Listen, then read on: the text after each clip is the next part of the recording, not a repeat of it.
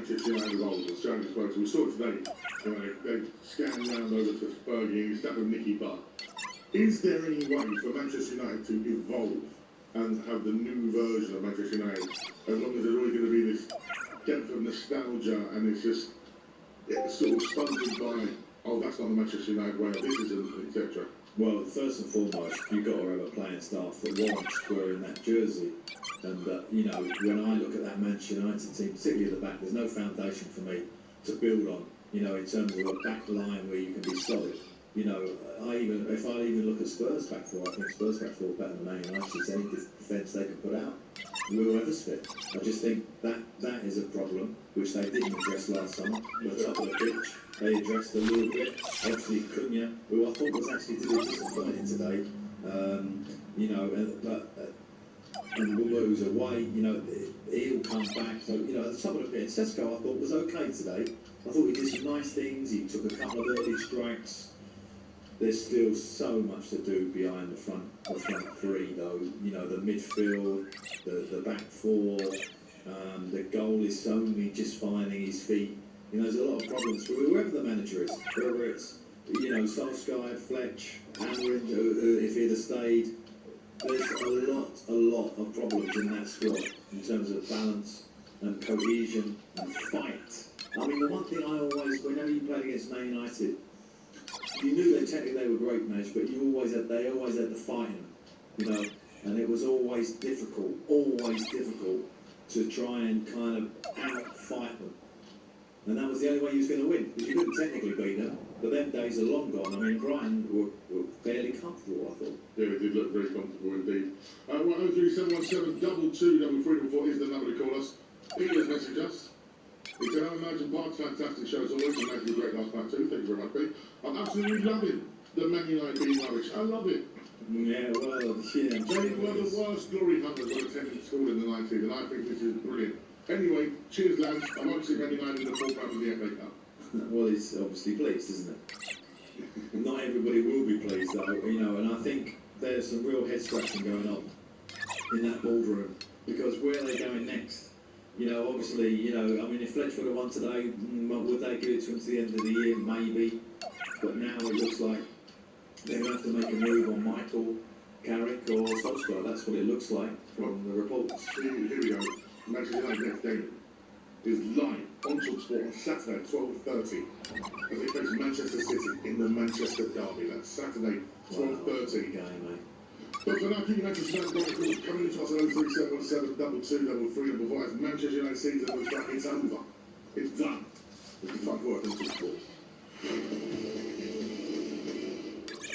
This January at Morrison's, get freshly cut prices on your January essentials, like aubergines, worth 95p each.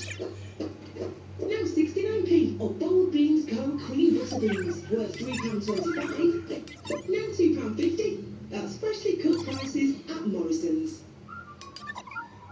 Morrison's to shop at Morrison's. Majority of stores, subject to availability. Prices may vary online and in Morrison's daily. Butter beans 570 grams, end 20th of Jan. Aubergine, end 25th of Jan. Whether you're screaming from the stand or the sofa, Virgin Bet has even more for you to shout about this season. Because we're giving you a totally free bet builder on any Sunday football match every week this season. Virgin Bet, a good bet. Use Bet Builder free bet on any match this Sunday. Min odds evens, max one free bet £1 to £20, except via pop-up T's and C's apply. Bet responsibly. Gambleaware.org. 18+. I'm Professor Noel Fitzpatrick, and as a vet, I know you want the best care for your animal companion. Pet insurance can help, but you need to choose wisely as not all policies are the same. Pet Plan aim to pay claims quickly and without a fuss, and that's one reason why so many vets work with them. Get your pet the best veterinary care. Save 10% on new policies when you insure at petplan.co.uk. T's and C's apply. Fitz or Meader is an appointed representative of Petplan Limited. Flat battery, blown bulb, wipers past their best. Don't worry, you can fit it yourself at home. With big lines and low prices, starting from just £1.99 for wipers, £4.99 for bulbs, and batteries from just £39.99. Those life journeys don't need to cost the earth. Don't wait for a flat start. Power up Brighten up, clear up with mymotorworld.com. Delivery from just £3.95. mymotorworld.com. They say go big or go home, but now you can go big at home with the Big Arch on delivery. That's right, the Big Arch is back and it's here to stay. The Big Arch for big McDonald's under all the McDonald's app. Served from an MA 18 plus, service limits for anything headline. Upcharges and charges and review, subject to availability, price and participation may vary. The road to the FA Cup on Talk Sport and Talk Sport 2. Monday night, Liverpool versus Barnsley. on Talk Sport. Coverage from 7, kick-off at 7:45. The road to the FA Cup on Talk Sport and Talk Sport 2.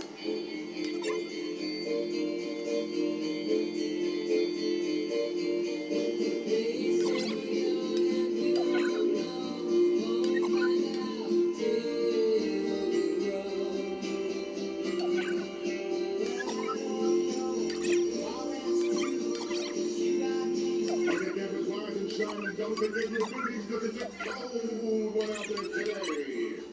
What's that from France? But this top, I don't know what to say. It's cold out there every day. What is this? Miami Beach. That's right, woodchuckers, it's Groundhog Day. That's right, it's Groundhog Day on Talk Sport. As the weekend concludes on the final word with me, Majestic, Spurs fan, broadcaster, international DJ, and former manager of the year, Alan Bargy, on the final word talking about Spurs and Man United seasons being over. that's the theme tune from the film, is it? It's so in the scene when Bill Murray wakes up every morning in that The alarm goes off, Yeah. isn't it? Yeah, it's a great. Okay, cameras rise and shine. Don't forget your abilities. It's a cold one out there. And it was a cold one today. It was great good. Yeah. And it is Groundhog Day here on TalkSport as Manchester United lose at Old Trafford to Brighton for the third time in the last 5 meetings between the two teams at Old We can Trafford. actually do a seminar, me and you, about Man United and Spurs. We can actually, I mean, we know almost as much as anybody else. It's a test talk. It's a Teddy talk, and I'll say. In Groundhog. Give us a call. 107 222 334. Let's waste no time. Let's go straight to Andy. He's a Man United fan. Good evening, Andy. Evening, boys, how are we? Yes, listen, I'm probably as good as you as my team got bumped out the cup yesterday as well. Season looks over for Spurs and it does Man United as well, mate. Yeah, it's getting ridiculous now. Like myself, I grew up in the third year or so of on that. When you go to Old Trafford, it used to be a fortress, you can get.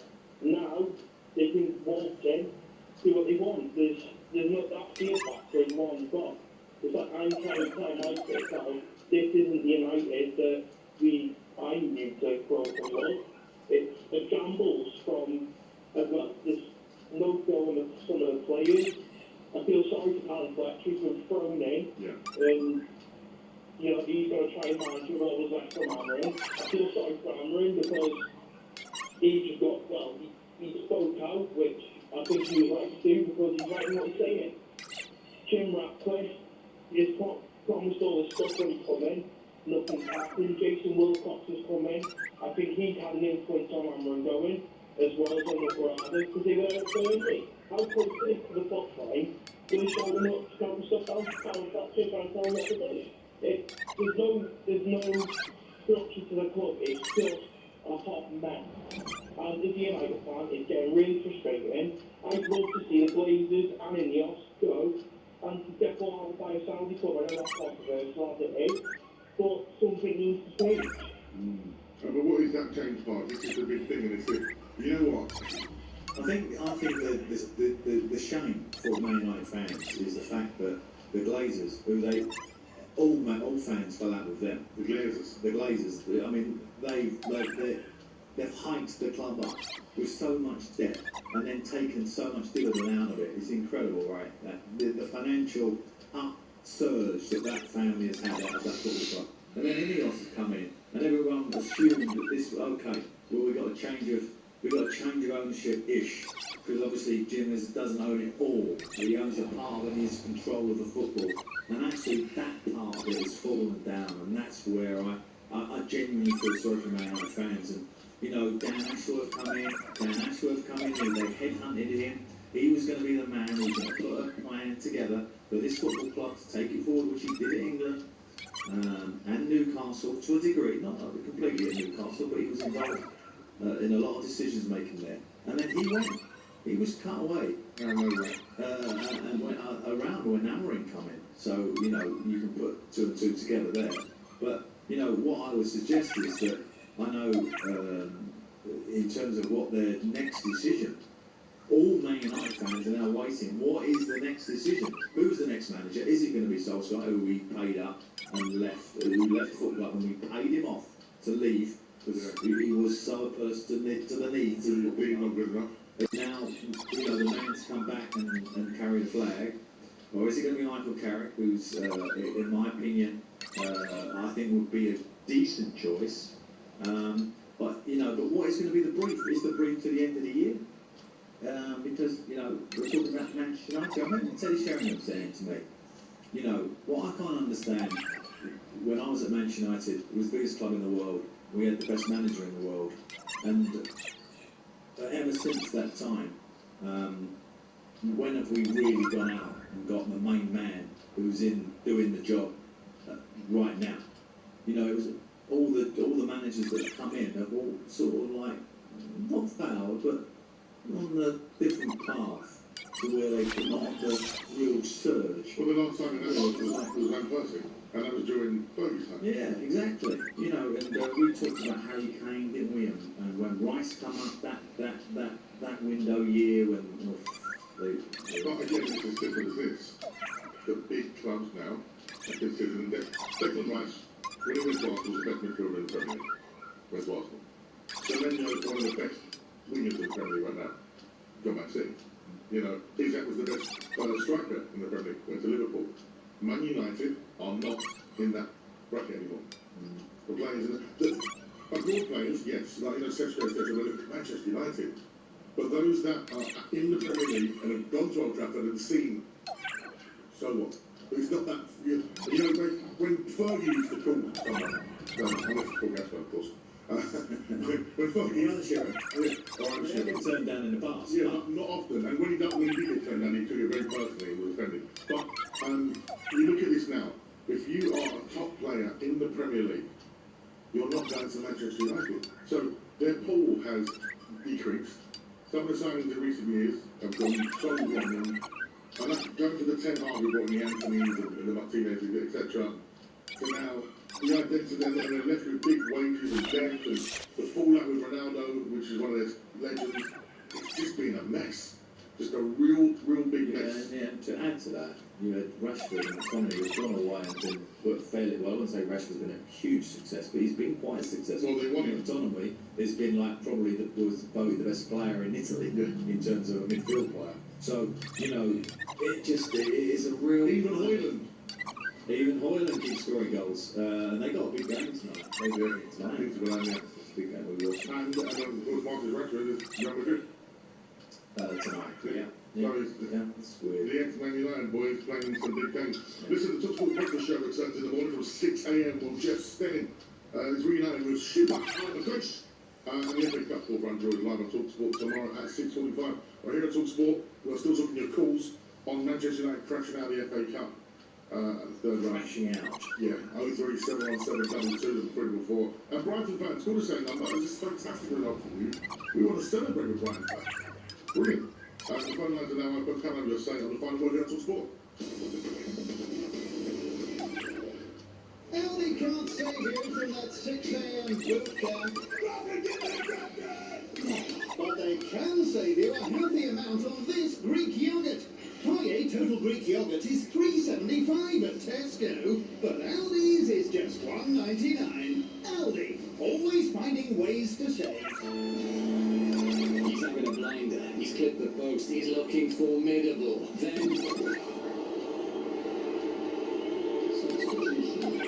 His game might be over, but yours isn't. With that say so, your bet simply rolls onto the play coming on. Playing a different league with Betfair. Selected leagues and markets only applies to singles, multiples, and bet builder bets and qualified play outcome selections. Does not apply to Oxbooks, T's and C's and exclusions apply. 18+ gamblerware.org. The UK's biggest used car sale is on right now at Arnold Clark. With over 20,000 used cars, all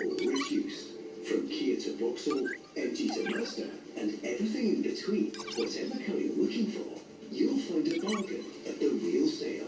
It only happens once a year, and it's on right now. Visit arnoldcars.com to see why it's the biggest used car sale in the UK. Mr. Gorbachev, tear down this wall. And yes, we will build the wall. The ladies, not for turning. It's going to be a U-turn. It's going to be U-turn Labour. Speaker about the U-turn. Times change, but for over 240 years, the Times and Sunday Times have been on the ground, delivering in-depth, trusted reporting, so you can understand what's really going on. Times change. The Times remains. I've been asked by Shredded Wheat to read out their ingredients list. Drum roll. Whole grain wheat. No, that's it. A single ingredient high fibre cereal. Shredded wheat. It simply does it. I'm telling you, that's it. Applies to shredded wheat, bite size, and big biscuit only. Hi, just thinking about now. Sorry, it's a bit loud. Basically, so I was thinking we could get Mackey's tonight. Had a Big Mac on my mind all day, and delivery fee on the app is now from 99p. So you win. Of course you are. Okay, bye. Exclusive deal on Dolly's app. 18 plus, service fees, small order fee may apply. Participating restaurants, serving times and T's apply. The moment they walk down the aisle, you want to see it all and feel ready. Our advanced eye test checks both your eyesight and eye health, so you feel confident in life's important moments. It includes a UV protection and dry eye assessment, plus an OCT scan for early detection of conditions like glaucoma. Book your advanced eye test today. Vision Express. Step out with confidence. T&Cs apply. Upgrade your free NHS PRSI medical card eye test for nominal fee. On 1089 and 1053 medium wave. On your mobile and on your smart speaker. Talk Sport. Sport. With your sports headlines, I'm Charlie Pritchard. Good evening. Manchester United are out of the FA Cup, being beaten 2-1 at home by Brighton. And after losing in the opening round of the EFL Cup to Grimsby in August, it's the first time United have been knocked out of both cup competitions at the first hurdle since the 1981-82 season. Elsewhere, Arsenal survived an early scare to get past Portsmouth 4-1. Gabriel Martinelli responded to recent criticism by scoring a hat-trick. Mikel Arteta says he's proud of how he reacted. Well, great. He reacted in the right manner. I think the way the Arne Slot spoke after the game and gave his opinion on Gary's situation and the fact that he had no intention to harm anybody. I think he explains probably better than anybody else what football is and how football feels about the players. Meanwhile, West Ham managed to get past QPR but needed extra time to do it. Nuno told TalkSport, this win means more than just getting to the next round. It changes everything. It changes everything. Your mind, the way you see the next day, you wake up in the morning and you feel good. Changes the environment in the building. It's easier for the players to recover. It's easier for them to accept that they need to give much more. So, yeah, it feels good. And Hearts remain top of the Scottish Premiership after a 1-0 win at Dundee with 10 men. The leaders had their keeper sent off at the end of the first half, but 43-year-old Craig Gordon came on and ensured victory with a stunning late save. Rangers are 3 points behind after a 2-0 win at Aberdeen. Talk Sport. News. 5 teenagers have been arrested on suspicion of murder after a 49-year-old man was found dead in County Durham, and 2 men have been charged after 2 tons of cannabis was seized from a property in Bolton. Talk Sport weather with QuickFit. With a huge range of premium brands available, we've got what you need to drive away happy every time. Visit your local centre or quickfit.com and book today. Rain's clearing from much of the country by midnight. Rather further rain will move into the northwest later. A mild but windy night with severe gales across western Scotland. On 1089 and 1053 AM, online and on your smart TV. Talk Sport, the final word phone in. You've got to be saying something. Every last final word. Here comes the backlash. First and fast for football. Pick up the pieces of the final word phone in on Talk Sport.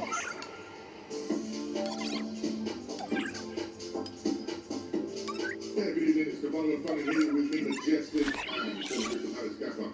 I'm Blake, I'm Partridge. And yes, Eagle fans, we have to talk about what happened in Macclesfield very shortly. Beautiful, beautiful day in this rain.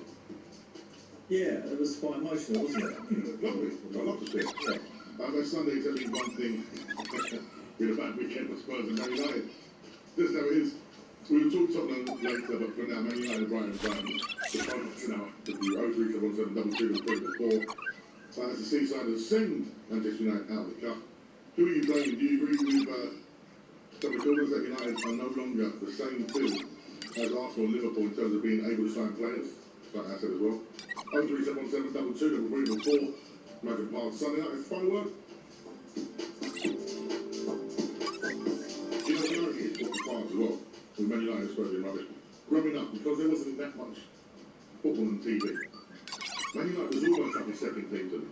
Because like, when they won the champion in 99, I pretty much celebrated. Like, it was a big thing. And they were brilliant, you know, they were brilliant. So, I think for a lot of football fans, they were probably the second team, you know. Because, and just to see it now, from my ground-up base, Spurs being rubbish, never being rubbish, it's not great. But Manchester United, wow, I don't know. If you were to compare the Spurs situation and the Man United situation, which club's in worse of a position? Because obviously Man United have had so much more glory. They're a bigger club than Spurs by far, right? So they're in a real bad way. Yeah, well, both clubs are have made the same problem. They've recruited poorly. Now, there was a stat I see yesterday, because obviously I did the commentary on the Spurs game. I was absorbing all the stats about Spurs. Since 2019, you've spent 700 net more than Manchester City. I.e. Manchester City have traded, okay, and obviously signed big players with big money, but they've traded big money. So that you are 700 net more than Manchester City. That doesn't make any sense, does it? I can't believe it. I'm going to have to double check. That was a stat that I AI'd. Yeah, they get it wrong sometimes. I've seen it sometimes when they make They do sometimes, to be fair. Yeah. But I'm pretty sure that's correct. The Times had it in it too. Oh, really? Just to clarify and underline it. 03717 You know what's interesting again, because you know you already said about Arsenal's performance today, going to go down, great attitude, come back, and Martinelli has a bit of a strange week, hat-trick. You know, if you compare what they've done over the last 5-6 years, and again, Arsenal fans must be sitting there smug as you like, the people trust the process. Arteta's been in charge of that football team and that football club for the last 5-6 years. Yeah, he's had a good grip on it. He's had a very good grip on it, and you can see it from when he came to the club, and there were players there like Aubameyang, big name, big. Well, we were talking about it last week, wasn't we, about how many Chelsea managers have been since Arteta has been managers, like, I don't know, 12 or something ridiculous. And then the same Man United, and the same with Spurs, the merry-go-round. And the thing is, too many cooks. It's like anything in life, if there's too many voices, too many opinions, then you're never going to guide yourself into a situation where you've got a vision and a philosophy, and that's what we're all going to go through. Everyone thinks differently, don't they? Football seems so differently between different people and the eyes. Like, for example, you as a gaffer, you might like somebody that works in the midfield. I might like somebody a bit more creative. It's all opinion-based, isn't it? There's no facts. Well, there is that, but you also, you know, you have to bring success to get to that time. And fortunately for Arteta, he won that cup, didn't he, in his first year? Was it his first or second year? No, his first year. And that cemented him a little bit. And sometimes, as a manager, you need that cement to, like, you know, have that season where you get a trophy under your belt, and it gives you a bit more time to get through the bad patches. Unfortunately, when these bad patches come around, when you haven't done that, you're going. And particularly in today's era, you know, there's a big piece from Martin Samuel today about who owned, you know, the power shift from the manager to the boardroom. And it is so significant. It's massive now. I was at Chelsea in the week. I was at Fulham, to watch the Chelsea game. And obviously, I'm in the boardroom. Liam's in the boardroom, all the Chelsea hierarchy. And to see, you know, see that kind of in front of me, I'm like looking at Liam thinking, wow, you've got so many people around you, so many voices, so much access to him. It's a worry. It worries me for him. He's a young coach going into a very, very big club that's very kind of, well, I don't want to use, I wouldn't care for what you word I use here, but it's a real kind of fabric, like a really complicated fabric of ownership. And I think that makes it difficult. When you've got one man to answer to, You know, you got, and I don't think you got that at Manchester United, and I don't think you got that at Spurs either. When if you've got one man to go to, it makes life a little bit simpler. Well, you've got technical directors in the way, you've got directors in the way, you don't know who the owner is, or... I'm just looking at the Premier League winners list over the last 15 years, for example. We go back to the last time Man United won the Premier League, okay? And one man started Man United at that time, didn't they? It was Alex Ferguson. Yeah. He controlled Manchester United. Absolutely. From there on... It earned the right to, by the way. Yes, absolutely. But you look at the dominance of Manchester City. Who wants Manchester City? That's what it is. Plus the team that got installed before he even arrived at Manchester City. Yeah. Remember the team from Barcelona, the team that worked with him, yes. His team went in first. So they actually made him a nice bed for him to come into, i.e. transfers and getting the right kind of players they knew that he wanted. And then you look at the other winners in that period of time. Klopp, he run Liverpool. You know, and so it's this whole thing, it going so wrong in Man United, going wrong at Spurs. Chelsea now changed their model. They have changed their model. And, you know, one thing Abramovich did do at that time, he let those managers do their thing. Okay, when you get out with them, you get rid of them. But he did let the managers do their thing when they were winning. And I think what he did was in terms of, you know, bought into the manager and that quick, because he was quite hands-on actually, Abramovich. Yeah. So, you know, you could get to him, as the manager, you could get to him. Oh, I need this player, I need, you know, I can imagine Mourinho calling him saying, yeah, you got to get me, you got to get me Eto, or, you know, whoever he wanted. And this is where the power of the manager is being diminished. That is gone, that's going. You've got to go to the technical director, and then it gets watered down, and then it gets watered down again. And by the time it gets to the main man, he's got 4 or 5 names there, you know, and he's not sure which one the manager wants. And well, I'm going to have to interrupt you there, because we're going to go back to Old Trafford, where Mark Wilson is interim Manchester United manager, Darren Fletcher. Cheers, guys. Darren, obviously a disappointing result. What did you make of the performance? Good in parts, obviously lots to improve on. I felt like we started well with a good energy. I think their goal really affected us. We've got to learn to deal with that disappointment as part of football, and it took us a long time to recover from that. But when we moved the ball quick with tempo, we looked like a good team. We just didn't do that for longer spells in the game. What's missing here at the moment, in your opinion? Well, confidence is low. I think the players are used to playing in a certain style. And they've got to find a way to win football matches this year. Football matches are not concede goals to give yourself a platform to go and play. So that's where the team's at just now, a little bit fragile. You can see they're conceding goals, and you can see when they concede a goal that they find it difficult to respond to. And the only way around that is actually finding ways to dig deep and grind out the results sometimes. You know, hard work, graft, coming together as a team, and that's what they're going to have to do. Have the short-term ambitions changed here, do you feel? I think, well, obviously we're the Cups. I still think this squad's good enough to qualify in the Champions League places. There's still a lot of the season left to play in the Premier League, but they have to come together. The players are going to have to take responsibility. And I know they care, and I know there's a lot of good lads in there, but for the rest of this season, they can't waste this season for me. So the short term, they were good enough to qualify in the Champions League place, but they're going to have to come together and do it themselves. You say about not wasting the season. Do you know what the future is for you, the immediate future? Manchester Derby next week, will you be in charge? I don't know. I think my objective was to take these 2 games. I've done that. I've not had the time to think. You know, leading the Manchester United team is a massive responsibility. All my focus and energy has gone into that. I'll review this game, dissect this game, and then I'm sure people will speak to me in the coming days. Would you want to take the team till the end of the season? I genuinely haven't thought about it. I've got a role in the club. I genuinely haven't thought about it. I've not had time, and let's see what happens in the coming days. Thank you for your time. Thank you.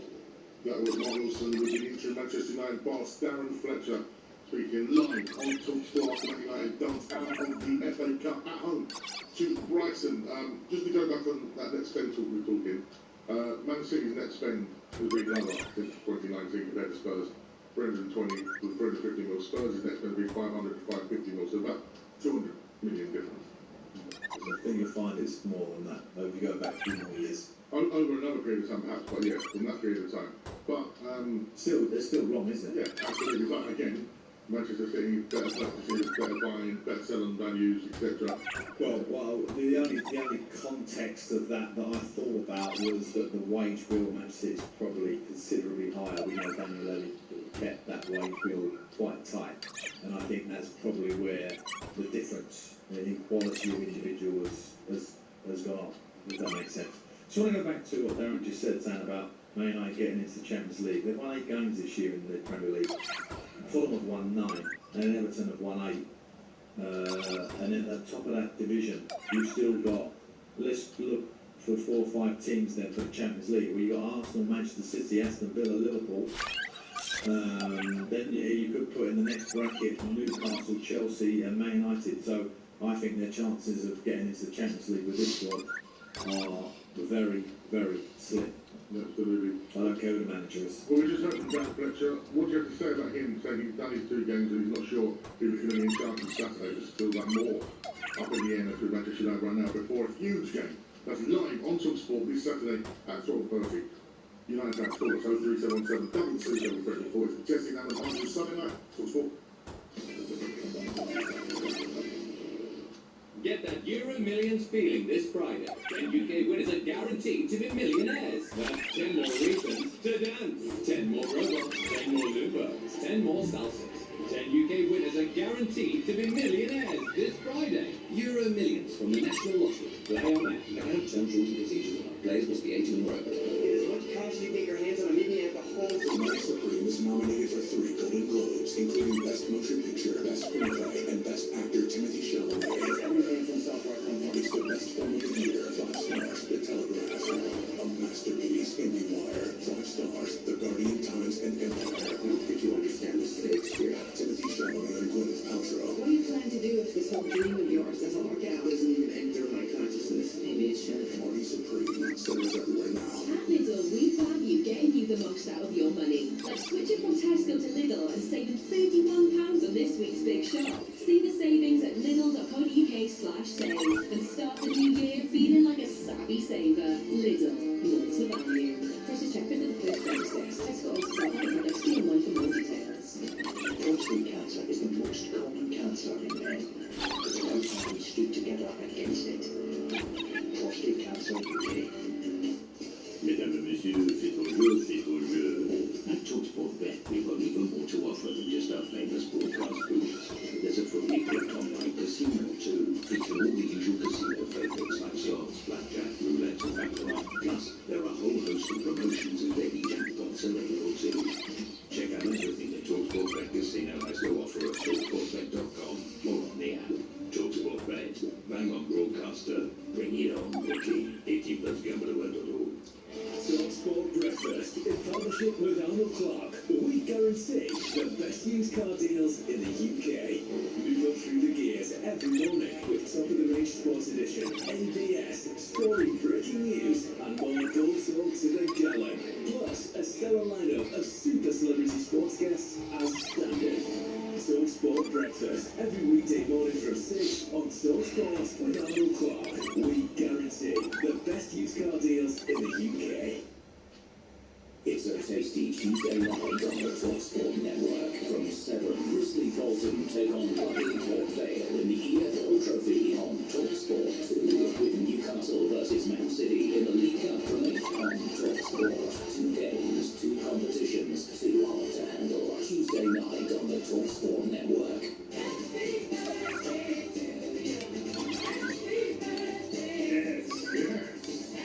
We know there's a birthday in the building. Here's the final word finally here at TalkSport. Being managed Alan Pardew. Shout out to the Capricorns out there. Because yesterday was my birthday. And you was? I'm still in my 30s. Professional comment. That's the tagline. I'm still in my 30s. Fantastic. Well done. Just under the bar. Well done. Yeah, it was my birthday. The underside of the bar, wasn't it? And I was treated to Spurs losing once again at home at the hands of Aston Villa. It was like Groundhog Day with that one because it was Bendia and Morgan and Rogers with the goals. Yeah. And brilliant goals as well again. Yeah. And I said it before, I say it again. I bumped into loads of Villa fans who were fans of the show as well, which is nice. Yeah. They were very, very kind. And they were brilliant fans. They brought about 9,000 last night and great song, and they made the atmosphere. Yeah, they did. They really did. You know, because you were there to great house. You've been to that Spurs stadium a few times, and it can be a little flat at times. It can be a little flat. I mean, That was good last night. they've got to go in second half, but I've got some thoughts about what I think happened there in the first half, which I talked about on the commentary last night, but I want to elaborate a little bit tonight. Cool, we'll go through that later on when we see Spurs being dunked out in the FA Cup in the third round, the same way that Manchester United have. And we've heard from the interim boss and, Man United legend, Darren Fletcher. Yep. And he just suggested that he was there for 2 games and he doesn't know what's going on. It sounds like they are ready for the next Manchester United manager. Mark, who is going to be the next Manchester United manager in your opinion? Well, I don't think there's any doubt about it. It'll be Solskjaer, and I think. Oh, so Ollie is back at the wheel. I think there'll be Ollie, and I think it will be to the end of the year. Well, is this a TalkSport exclusive? Can we get the Is this Pard saying? I'm not the agent, by the way. Is this Andy Pardew, a TalkSport exclusive? I'm suggesting that Ollie Solskjaer will be the manager of Manchester United tomorrow morning. I think there's a more than a very, very good chance, put it that way. And I think Michael Carrick, I'm not sure whether they're trying to. He's in the frame because are they talking him into trying to be number 2 to Ollie? And I think that might be what might happen. If Michael gets it, that will be a surprise to me.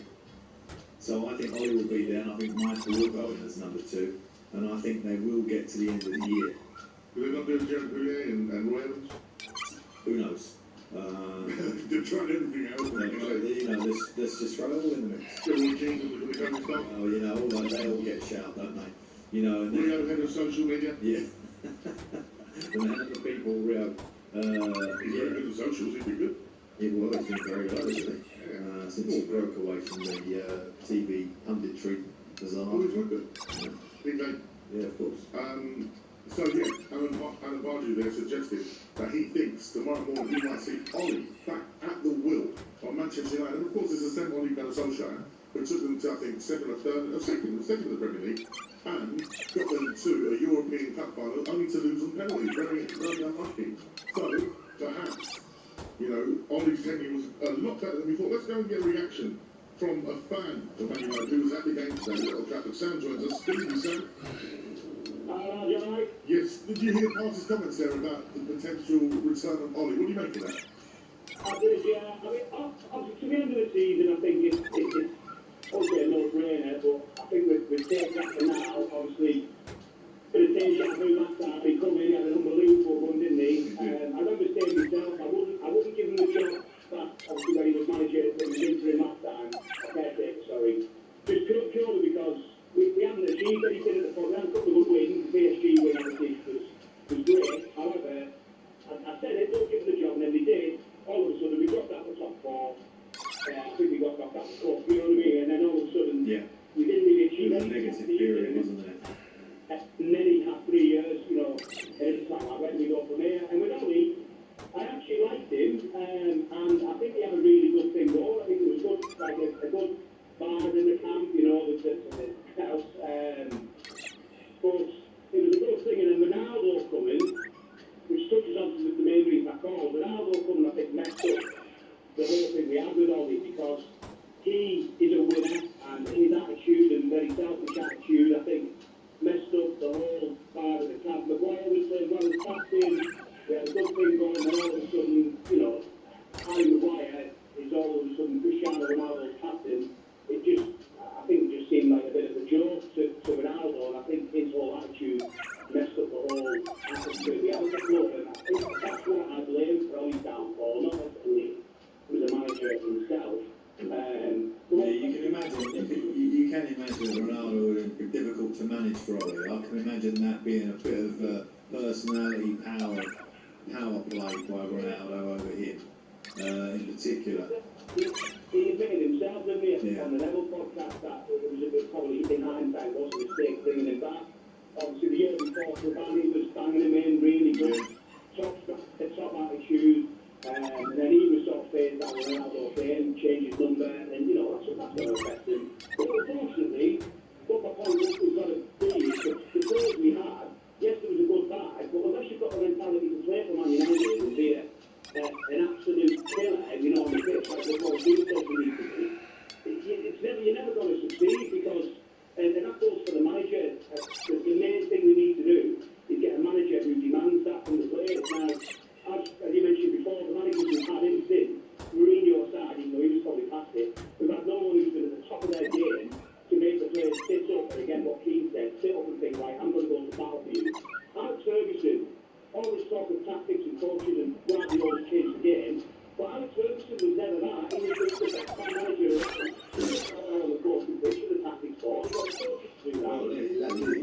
interesting point there, and something that I keep talking about on this show, is that, you know, you could get a 14-year-old tactically brilliant through his FIFA PlayStation, but the most important thing about being a Premier League manager is managing the players, getting the best out of them, inspiring them to, and a little bit like what we're going to talk about later with Tottenham, what happened in the second half, where you give them a platform where they can go and express themselves and go and fight for the cause.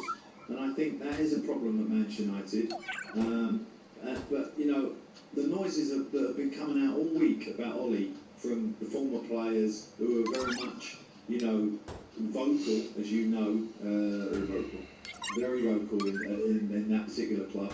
They've all been very, very supportive. And I think that's all part of the PR machine kicking into gear at Manchester United. So it'll be interesting to see what the developments are this week. If they've got one of their mates there that they're happy with that, if you know the thing when he was on, none of them would really go after him, you know, when he was there. But what the main thing I wanted to say was, until we've got that manager, look at the pressure that's on this football club. When Ruben Amorim came in, it almost seemed like every other day he was getting interviewed by a different news source or someone. He had an interview with BT, ITV, whatever. He was sat down in a chair with someone else every other day. Look at the caretaker. We never see Chelsea's caretaker manager speak, and then it's after a game. Yeah, Darren Fletcher gets the job. All of a sudden, he sat down with BT or whoever it is, Sky, for an interview. The pressure, and you're in the spotlight so much. And there's only a handful of managers out there now who I think can handle that sort of pressure and demand the respect of the players. One of them is Jurgen Klopp. He's not going to come to United. Ancelotti maybe, obviously, but obviously he's in international, maybe he's going to him after the World Cup. No, we said Zidane could have Madrid with the best, one of the best clubs of all time, the best midfield for example, Barcelona's free midfield, Casemiro, Modric, Cruz, Ronaldo in his absolute pomp.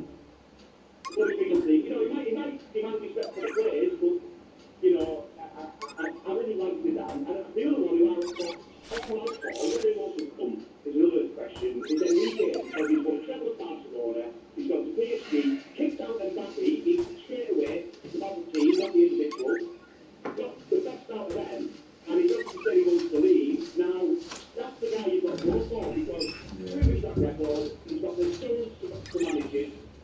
And this goes very much back to the point I was making with Madge earlier on, which you obviously was listening to. That's what Manchester United, I'm sure you would endorse this. That's the sort of manager that Man United should be getting, isn't it? Have to, yeah. And then hopefully the Champions League holder currently. Exactly, and we give Ineos a bit of a hard time, but I think, you know, look, even though we're not signing the best players in the world in their position, we know now we've got two of the best players in the Premier League last season in Cunha and Bumo. You know, really good players who turned down the books to come to United with the Champions League. Newcastle winning for all of them. Sesko turned down Newcastle with the Champions League. I know it's only Newcastle, no offense, Park. We, you know, without sounding like cliche, United are still a massive club, a massive draw, and the chance to get us back to the top is appealing. You've just got to obviously sell it to the right person. And then the other thing, we say about letting the manager have all the stuff. We give Ten Hag all the stuff, right? Unfortunately, he messed it up by signing absolute dross for loads and loads of money. One Bush was in charge. When Ferguson left, he changed the whole, like I said before, changed the whole structure of the club. We went from a football club to a business and a brand. And the biggest thing I remember sticking out was, as soon as Ferguson quit, the next day United had social media accounts. We never had them under Fergie. We had a Twitter account, we had a Facebook account. And then when Pogba signed, which I actually rated him, I actually liked him at United. I was lucky it didn't work out properly for him. Because he wanted to win, he had the mentality to play for United. However, they created a hashtag Pogba came out the day of the Liverpool game at Old Trafford. Now, Man United Liverpool, biggest game in the year for United, and all around the stadium on your little electronic billboard was this hashtag Pogba and a little emoji. That's the focus. Selling the brand of Paul Pogba rather than focus on the football. That's a great call. Thank you very much indeed. Hashtag, we've got to go to a short break. That's right, actually. He was on his box there, mate. He done brilliant. It was a great call. I would have listened to it more, but we do have to get to a short pause. 0377 223334 is the number to call. brilliant call there from a very passionate Manchester United fan who has broke down exactly what he feels is going wrong at Manchester United and when. Yes, some valid points. There's some great points there. If you have one of your say, you know, 03717 224. Alan Pardew has picked Oli Gunnar Solskjaer to be the manager of Manchester United from tomorrow morning. We'll see if that unfolds here on Talksport. Whatever kind of football fan you are, Talksport and the Call Daily Download are here for it to celebrate the fans every day. Whether you're a Scotland sitter or a tall sandwich eater, a half scarf wearer or a lifelong faithful torch bearer, a retro shirt for every game or Manchester, even in the rain. For all the latest news, reaction and odds this season, don't miss the Call Daily Download.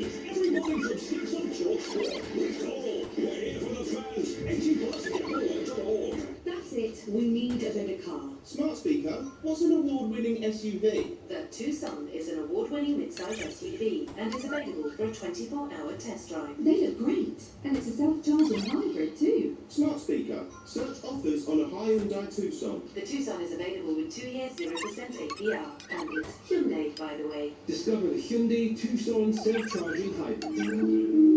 And 31st of March, 25% deposit finance subject to status. Hyundai UK is a credit holder, not a lender. Time to fly. Sun's roasting. I can feel it already. Me, stretched out on my very own pool, boiling, baking, loving life. And you could be doing the same. 5 French competitions are giving away a luxury 3-bed Spanish villa, 45 minutes from the airport. Private pool, pure class. Or back to 250 grand cash alternative. Draws Jack 11th. Don't just daydream, take your shot. Enter now at 5 French competitions. 18 plus, no purchase necessary. Mr. Gorbachev, tear down this wall. And yes, we will build the wall. The ladies not for turning. It's going to be a U-turn. It's going to be U-turn. Labour speaker about the U-turn. Times change, but for over 240 years, the Times and Sunday Times have been on the ground, delivering in-depth, trusted reporting, so you can understand what's really going on. Times change. The Times remains. At Lidl, we value getting you the most out of your money. Like switching from Tesco to Lidl and saving £31 on this week's big shop. See the savings at lidl.co.uk/save and start the new year feeling like a savvy saver. Lidl, yours the value. Precious check Lidl Post 26. Tesco also sells other products. See online for more details. This season, I want to see us have a real shot. Want to see us at full strength. Want a bench that gives us options. Want to get some momentum. Want to do it on a cold, wet night in November. Want to be top at Christmas. Want to beat them on Boxing Day. Want to go ahead in January. Want to put the league table on the group. Want to hear them say, can they do it this year? Want to listen to their doubters. Want to prove them all wrong. Look them in the eye and say, want to bet? Bet Fred. 18 plus gambleware.org. With the sports headlines, I'm Charlie Pritchard. Good evening. Manchester United are out of the FA Cup after being beaten 2-1 at home by Brighton. Former United man Danny Welbeck, who's now 35, scored what turned out to be the winner. The Gabriel Martinelli hat-trick got the Gunners a result at Fratton Park. West Ham needed extra time to get past QPR 2-1 and Leeds won 3-1 at Derby. Meanwhile, League One Mansfield pulled off arguably the result of the day with a 4-3 win at Sheffield United. Scottish Premiership leaders played the second half with 10 men and substitute keeper Craig Gordon in goal. The 43-year-old then made a late wonder service off flung on to remain at the top. Rangers are 3 points behind after a 2-0 win at Aberdeen. James Tavernier scoring on his 650th appearance for the club. Coming soon, the 2026 FIFA World Cup live on Talksport and Talksport 2. 48 teams, 39 days, 3 host countries, 1 summer of unbelievable, unbeatable sporting drama. It's a world-class weekend from a world-class player. Unrivaled kick-by-kick commentary of every single game across the entire tournament. The 2026 FIFA World Cup starts this June on Talksport and Talksport 2. The bicycle game factor. The Formula World Founding.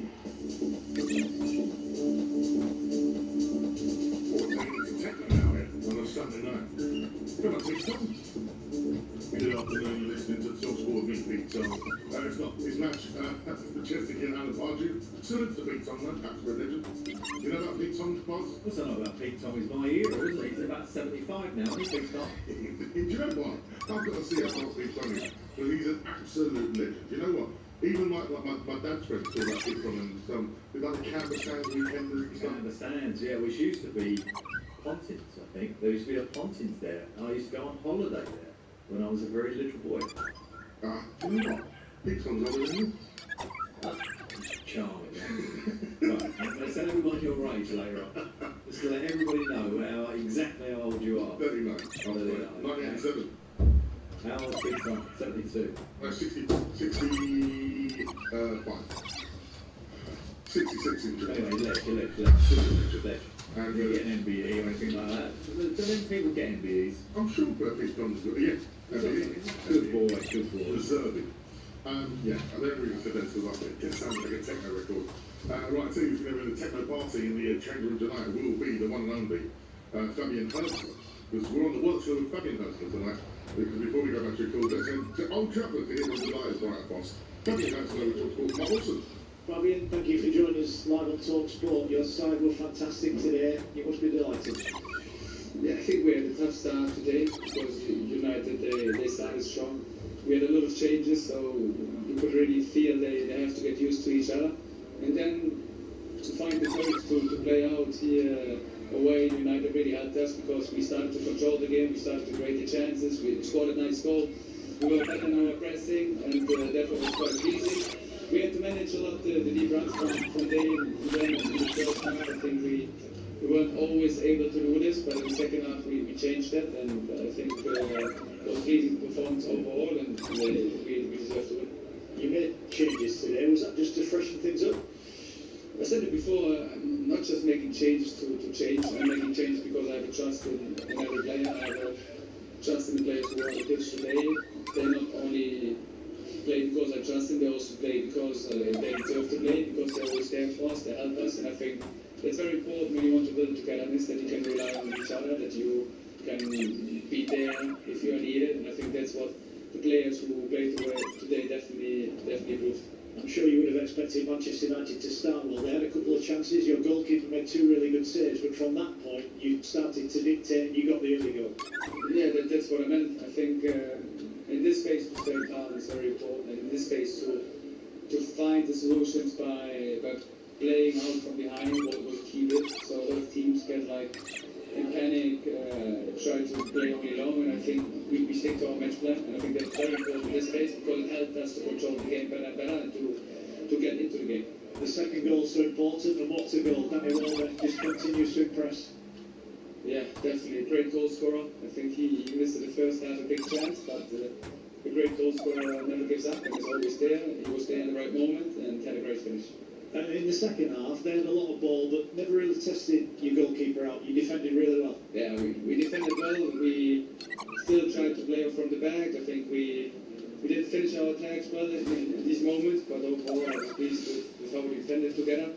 In the end, of course, it was more like a lucky punch that we conceded with the corner, and then it's getting quite emotional, and the environment's getting louder, but especially in these moments we showed good game management. Brighton are an established Premier League team now. What would it mean to you to bring silverware to this club in the FA Cup? Let's go step by step. Step by step, then I guess next round you just want to be held here? Yeah, it would be great. I think we weren't lucky with our shots so far, so let's see what happens. Congratulations all the way. Thanks. That was Brighton boss Sonny Hurstler speaking to the one and only Mark Wilson at Old Trafford, and Fabian, he is 33 years of age, been over all that age. 33. Brilliant. Yeah. Did a great job at Bayern, isn't he? Yeah, there's some kind of strange results, but for his age and what he's done there, he's doing terrific. And he's obviously got a very good group of players there, young players with some good experience around them, and just keep banging them in. Danny Welbeck's 3 years older than his dad. Yeah, that must be quite weird, mustn't it? Although, when I was at Crystal Palace, we had Stevie Coppell, who was our manager, he was 27. Wow. Yeah, I think Jim Cannon, who was there at the time, would have been about 4 or 5 years old. We've got Cassie, the Newcastle fan, who has sent us about 19 of the same WhatsApp. style with it. Manchester United are only a massive draw because of the obscene wages they pay. This is regarding the fans saying only Newcastle are in the semi-final of the Carabao Cup next round of the FA Cup. 12th of the Champions League table and 6th of the Premier League table, while Man United's season is over. Yeah, she's being a bit funny because he said, you know, with due respect to Newcastle, you know, your old team. That was a little dick, and I'm glad she's responded. Who was that? What's the name? That was who was that who come in there? It was Kessie, the Newcastle. Well done, Kessie. And do you know what? Andy's right. Maybe he's 32, not 33. 33 next month. Okay. Well, he's almost 33. Fair enough. But thank you for correcting me on that. 6 years younger than you. Yeah. Hello. But we're both almost exactly. But we're both in our 30s. Okay. That's all that matters. We're in our 30s, okay? Wish I was in my 30s. I want to head back over to the phone line because so many people want to get in touch. And let's speak to a Brighton fan. Oh, that's good. Let's go to Joe. How are you, Joe? Yeah, listen, going on Trafford. Light work for Brighton these days. Out of the last 5 times you've been there, you won 3 times. No, you know, I do feel bad for Man United, to be fair. It's like that, get down toward the season. But, you know, Brighton don't get enough praise in my eyes. You know, they've gone there, weaker team, and to beat Man United at Old Trafford in the first round of the FA Cup. Well, for the manager, it's actually perfect because obviously he's made a few changes, and you know, there's many times in the Premier League when you make those changes, you have to be under such pressure from above, from the players themselves, from the squad to give these guys a game. You fingers crossed that they can deliver, and they certainly delivered for Brighton today, didn't they? The boys who came in. Yeah, definitely. You know, we were lucky last season. You know, we made it to the quarter-final. We lost to Forest at home and home. You know, just hopefully we just get one step further. You know, I think it's time that Brighton actually won a trophy. You know, that's it. Because my godparents supports Bournemouth, and then my best mate supports Spurs. So, obviously Spurs won out last night, and Bournemouth won out yesterday. Yeah. But there's banter going on there, which is pretty good. Yeah, see the 4th round guys. But listen, Brighton, you know, that's a testament to Brighton today. You're going to Old Trafford. When you saw that draw come up, you thought, oh, it's a bit of a draw, isn't it? Yeah, no, definitely. Yeah, as I say, you know, I looked at the other fixtures, you know, Bournemouth away to Newcastle. That's not an easy place to go, you know. And the way the Spurs are at the moment, you know. And then Man City get Exeter at home. They still haven't done the job.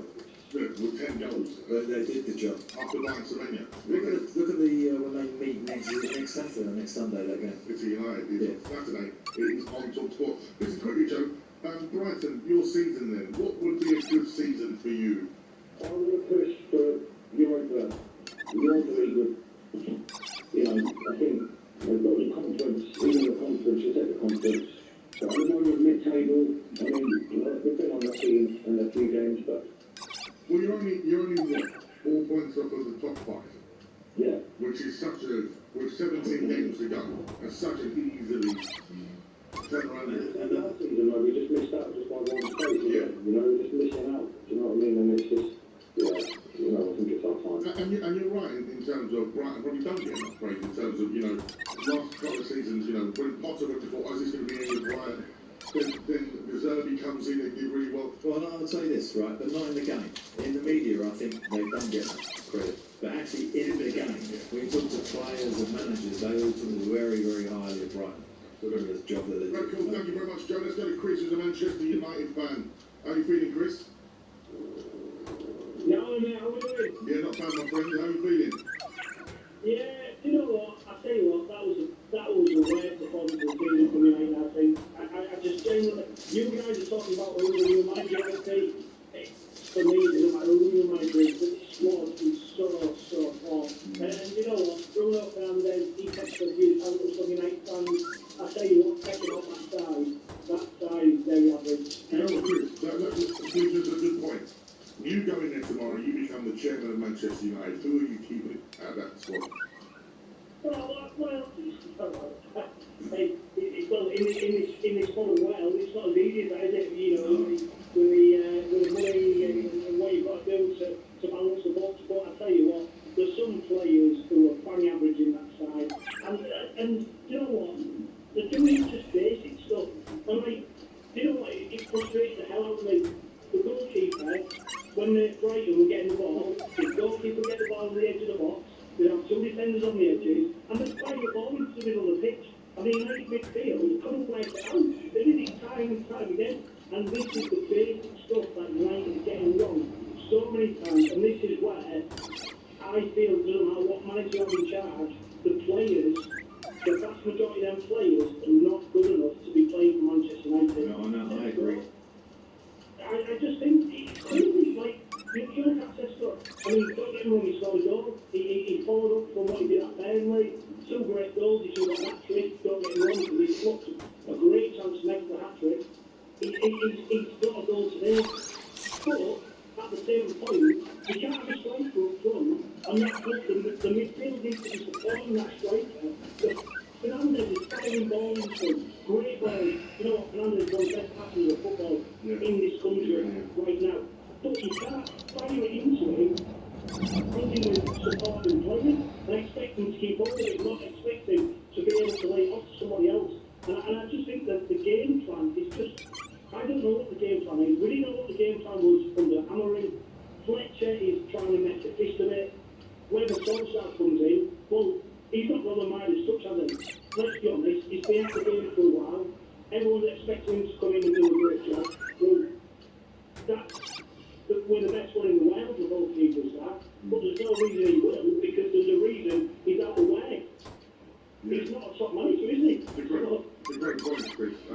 Hans, there's no way that, someone's going to come to Manchester United right now with the Midas touch, as Chris mentioned. There's no reason to believe Ollie's necessarily got that. But what would Ollie Gunnar Solskjaer do to that Manchester United squad right now in terms of being a presence? Well, I know what I would do, right? And what I would do is play a high pressure game. And that's better. And you've got, and for that to happen, you've got to trust your back line. Now, this is where I think a lot of the managers, particularly Amorim, has gone like, oh, I don't trust the back line.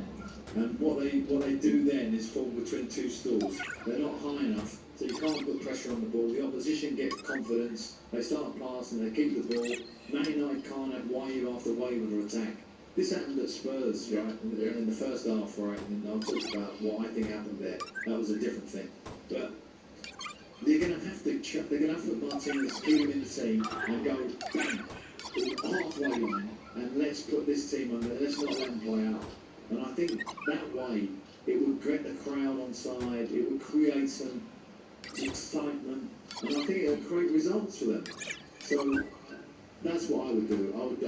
I think if they do the opposite and go, okay, let's play safe, let's make sure, we get a clean sheet and we build on that and we nick a result here and there and get our confidence, I can't see it. Yeah.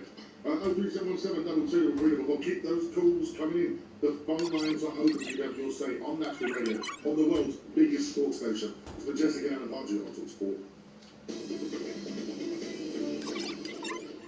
They say life's about the little ones. Nah, at 32 Red, we say you deserve big ones.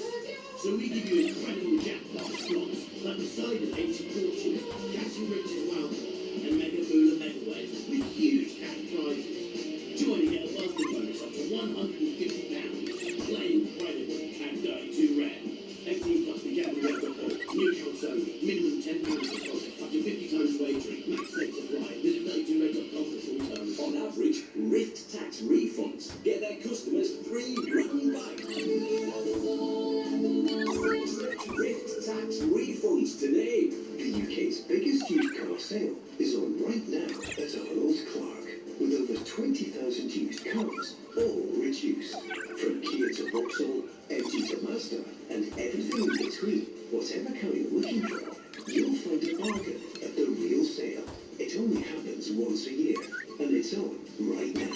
Visit arnoldclark.com to see why it's the biggest used car sale in the UK.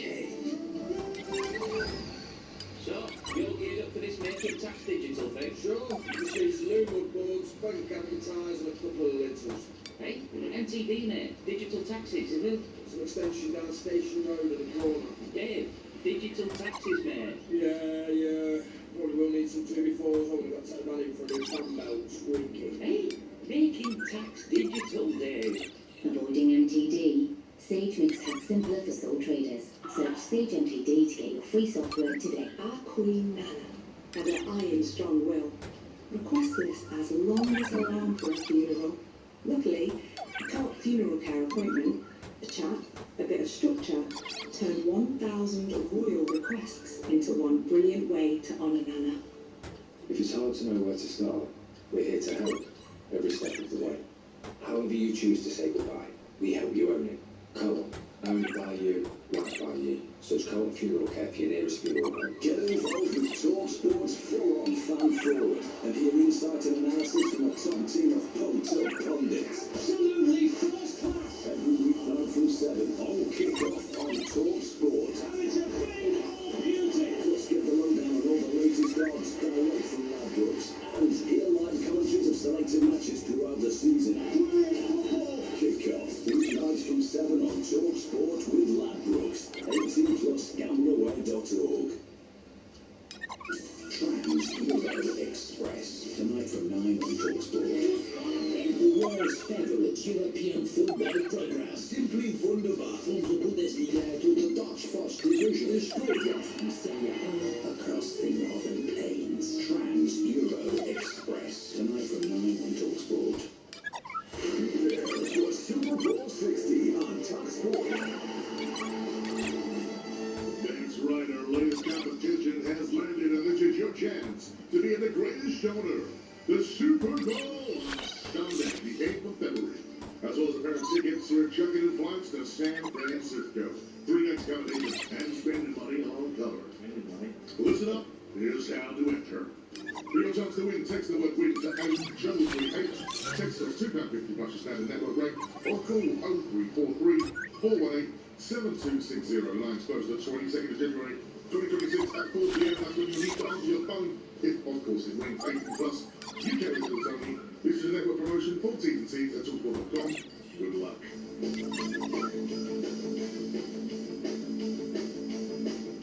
Right. What happens? We do this live NFL playoff action as the Bills take on the Jaguars. Okay, so how's that one going to go? The Jaguars. The Jaguars? You think the Jaguars go for us? They got loud. Oh my God, we're going to do that in a bonus time, which is followed by the 49ers taking on the Eagles. Down at the top flat right now to hear all the action. We've got to say, we are in the studio right now being treated to El Clasico. Barcelona against Real Madrid. What we've just seen in the last couple of minutes, and of course they'll be covering this on Transfer from Ben Kelly after the show, which is obviously one of the best shows on radio. What would you see? Fantastic goals, fantastic play, like attacking flair, incredible. It's just amazing. We've seen a 38-year-old Lewandowski, just the class of him. Before that, Vinicius Jr. with that run, just proving world-class ability. The different levels that we see in their past. Yeah, I mean, obviously, these two clubs always got that talent in them, haven't they? Those world-class players, and wow, some fantastic play. Just stay with the show with us. Don't go to your TV and watch it. Well, stick it on and put it on you. Have us on. And have a listen to us, because I'll tell you why. We've not had on for a couple of weeks. And Man United. Still. You're with us. How are you, Jim? Good evening, man. Good evening, Paul. How are you doing this evening? We're enjoying this El Clasico in the studio as well. As the Clasico. Yeah. Man United. As Inter taking Napoli on the other screen. This is, you know, like sometimes you're treated to some good sporting stuff on the Sunday. We've got a good night. This is my birthday present off the Spurs Let Me Down, Jim. Happy birthday. Thank you very much. You're out. I'm out. We've got to adapt to each other. We've got to console each other. It seems to be the norm nowadays, not things. This shows Groundhog Day. I feel like Bill Murray. Also, Paul, can you not come into Man United? Oh, listen, I'd love to come into Man United. Me and Michael Carrick do a splendid job, but I think Ollie's got this one, and it'll be interesting to see how he gets on. How do you think his reaction will be, Jill? I'm okay with Ollie coming back in. I'm okay with Ollie coming back in, to be honest. And I think Carrick coming in with him will be good as well to the end of the season. I think that's what we just have to do that. I think that might be a stumbling block, you know. I'm not sure Michael would want to be number 2, so I'm not so sure that's going to happen, but we'll see. What do you think about Mayhew today, Bob? Yeah, well, actually, I thought he was okay. I didn't think he was brilliant, and he certainly wasn't poor. And he looked like, you know, a little bit more energy than Casemiro. So I thought he did well, bearing in mind that this is a kid who hasn't played at this kind of level for a long while. You know, been in and out or whatever, and put it on the sidelines. You know, I can imagine his confidence, and I think he's a confidence boy. Has taken a little bit of a hit. So, what did you think? I mean, I don't think he's much fit. No, of course not. He can't be, can he? He's going to need 2 or 3 games. But I think he's going to get a chance. And also, I'm like you, so I'm worried about that. Yeah. No. I just think we've got to get... The players are not good enough. They weren't good enough with Amorim. You know, what do you do? What do? You can't change your players. You can't get them on the field. But I think what we've got. Yeah, but I think you've got to take a chance. I think you've got to take a chance for that back line. For Abba. Yeah, but you know, I think they've got to be bold, you know, because I think if you sort of say, oh, they're not the best, let's protect them a little bit, I think you're in a whole world of playing with the team you've got. I think you're going to have to go, right, let's go up against them, let's get our 2 quickest centre-backs and see if we can force the issue here, particularly at home. That's what I think you're going to need to do. The defending against with Welbeck, what was going on there? Yeah, I mean, he wasn't close enough, was he? He just let it run across him. He had far too much time to hit that. You know, and that has been the problem. I said at the start of the season, and you know, on this show, that I thought Man United would struggle, not for scoring goals, but actually conceding, and that's how it's proved. Exactly. I've just got to keep the faith. Yes, Jill, I want to ask you quickly. Shea Lacey's sending off. Do you think that second book was a little bit harsh? Say again, sorry, I missed that. Shea Lacey, his red card, do you think it was a little bit unfair, that second booking? I do. Yeah. I don't understand, you know, like, these referees, they go, oh, you know, under the criteria he had to go. The kid just come on, he's exuberant, just go over and tell him off, don't do it again, son. I'd have to send you off. That's all it needed, didn't it, Jill? 100%. Ridiculous. Brilliant, thanks for calling us, Jill. That was Jill, regular caller of the final word. Moving to a little thing about Manchester United, we will be turning our attention, of course, to another, the other finalists of the Europa League last year. That's now in the FA Cup. And the trophy holders. The trophy holders. And the trophy holders of the FA Cup are up. Yes, they are indeed. 10 for Macclesfield, who are in Natural League North. I mean, that's such a low level. That's the same as what Enfield are in. Enfield are in a National League Cup, but over at the bottom of relegation quite at the moment. Come on, Enfield. Sort it out, sort it out. 03717 233 as we've just seen a goal in Italy as well now. It's people are being treated to unreal football here. As Inter go 1-0 up against Napoli, it's 2-0 in El Clasico, and of course, after this show tonight, the brilliant show Europe Express with Danny Kelly, so you're going to want to stay tuned to talk about all evening. It's match apart for sport. Mesdames et messieurs, c'est au jeu. At TalkSport Bet, we've got even more to offer than just our famous broadcast booths. There's a fully equipped online casino too, featuring all the usual casino favorites like slots, blackjack, roulette and baccarat. Plus, there are a whole host of promotions and daily jackpots available too. Check out everything that TalkSport Bet Casino has to offer at TalkSportBet.com or on the app. TalkSport Bet, bang on broadcaster, bring it on bookie, 18 plus gambler.org. Right, that's it. Come on, lights out. You've got a test tomorrow. Just 2 minutes. I'm about to reach the next level. It's going off now. Yeah, whatever. Let's see. Who's been out? Oh, here it is. What? How? Oh, no. You're out.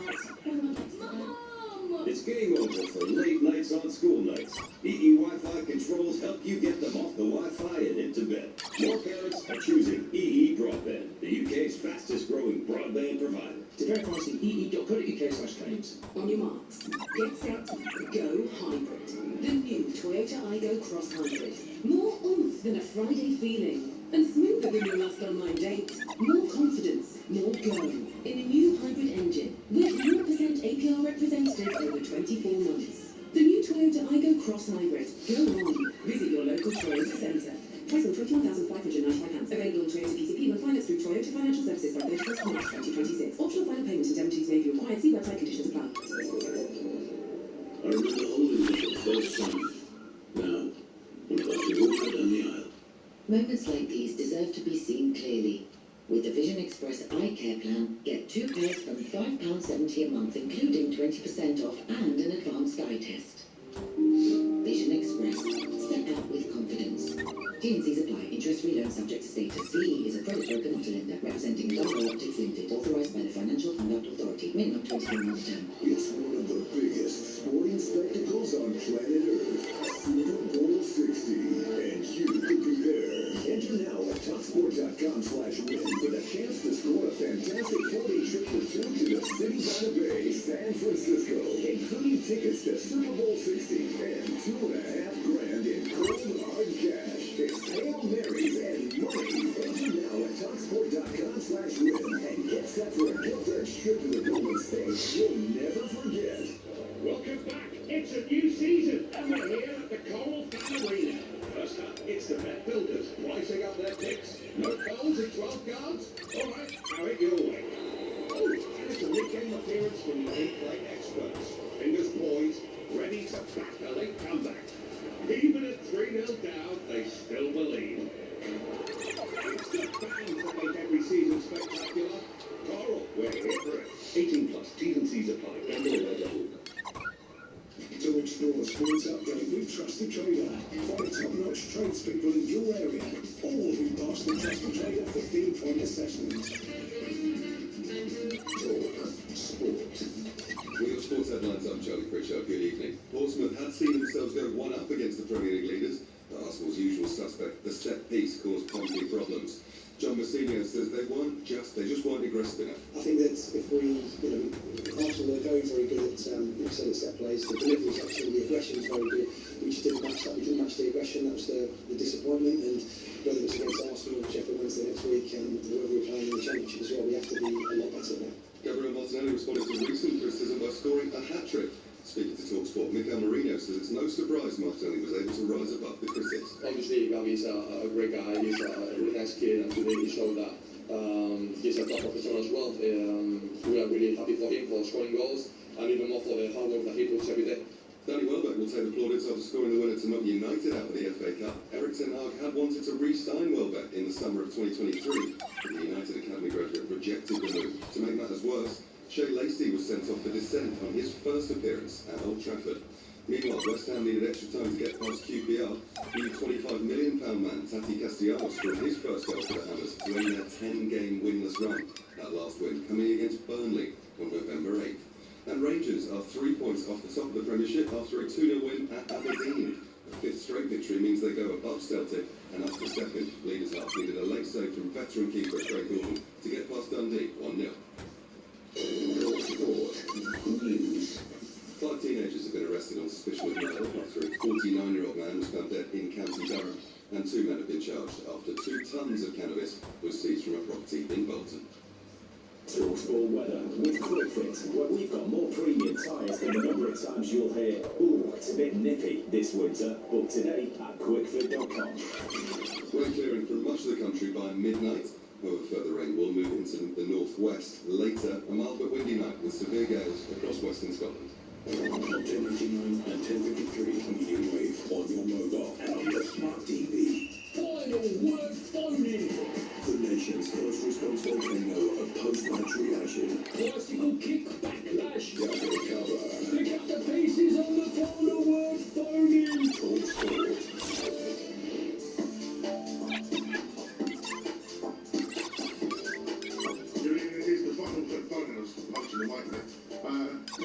I'm annoyed now about Spurs being at the FA Cup. It's fun with me, the miserable Spurs fan that says here in the running order. Majestic, I'm not that miserable. And the man who knows all about getting into an FA Cup final, Alan Pardew. And we were talking about that last night with your West Ham team. So unlucky. One man, Stephen Gerrard. They must haunt you. Stephen Gerrard. Do you ever wake up and hear the name Gerrard? And since misery loves company, we'll be talking about Crystal Palace and Spurs very shortly. Misery loves company, I like that. And right now we're the only place on national radio taking your calls about this kind of stuff. So keep them coming into us on 03717 222 But now it is time for the quiz that gets more attention than Max would tell, being in Paris. It's the mystery footballer Son Quiz. Oh, there we go. And today, we're again talking about a man in the dugout. He's still got to play as all you need to do is tell us which famous manager. Man in the dugout? Yeah. Oh, I don't know, this is new to me. Remember, give me the closing paintball, a nickname or evening's trophy cabinet. So my selector, DJ Kitch, has got the song montage. The stadium. The clubfoot.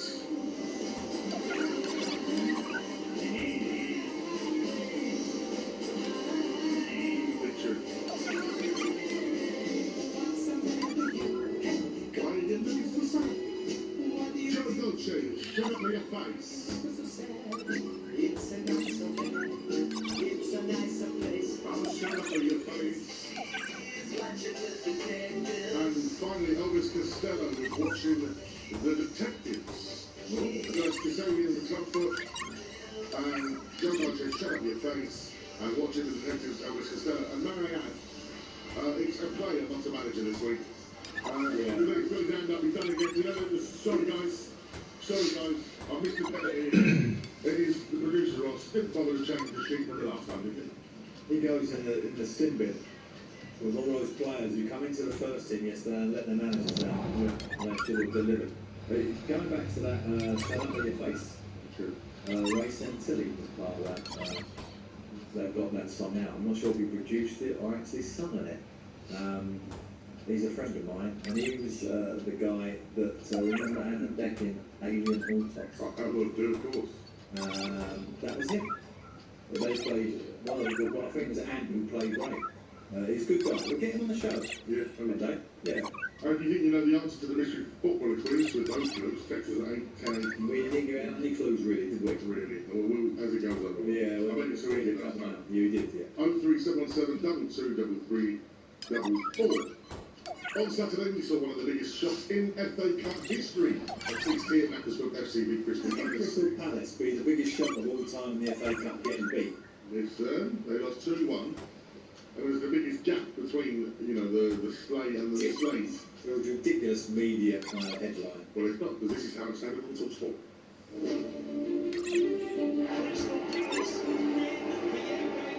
This is so special. This is the biggest achievement what we could give to our supporters. So begins the case for the defence. Drawn against the lowest ranked team left in the tournament. The Macclesfield will be playing the holders. Really excited about what's in prospect. The main thing for me today is that they go and enjoy, you know, we've been ever so lucky to get this far and go and enjoy especially days like this because it might be the last time they get a chance to play. This is a once in a lifetime opportunity, you know, dreams come true. It's Macclesfield and not the Eagles off their perch. This will be a game that will be talked about forevermore. He's fired in, Richard's got his hand to it. Oh, Johnson! Here is 1-0 Macclesfield. What a moment, love it. I didn't know how to celebrate, I'm not going to lie to you. It's sort of glowed to the community, it's for everyone, guys.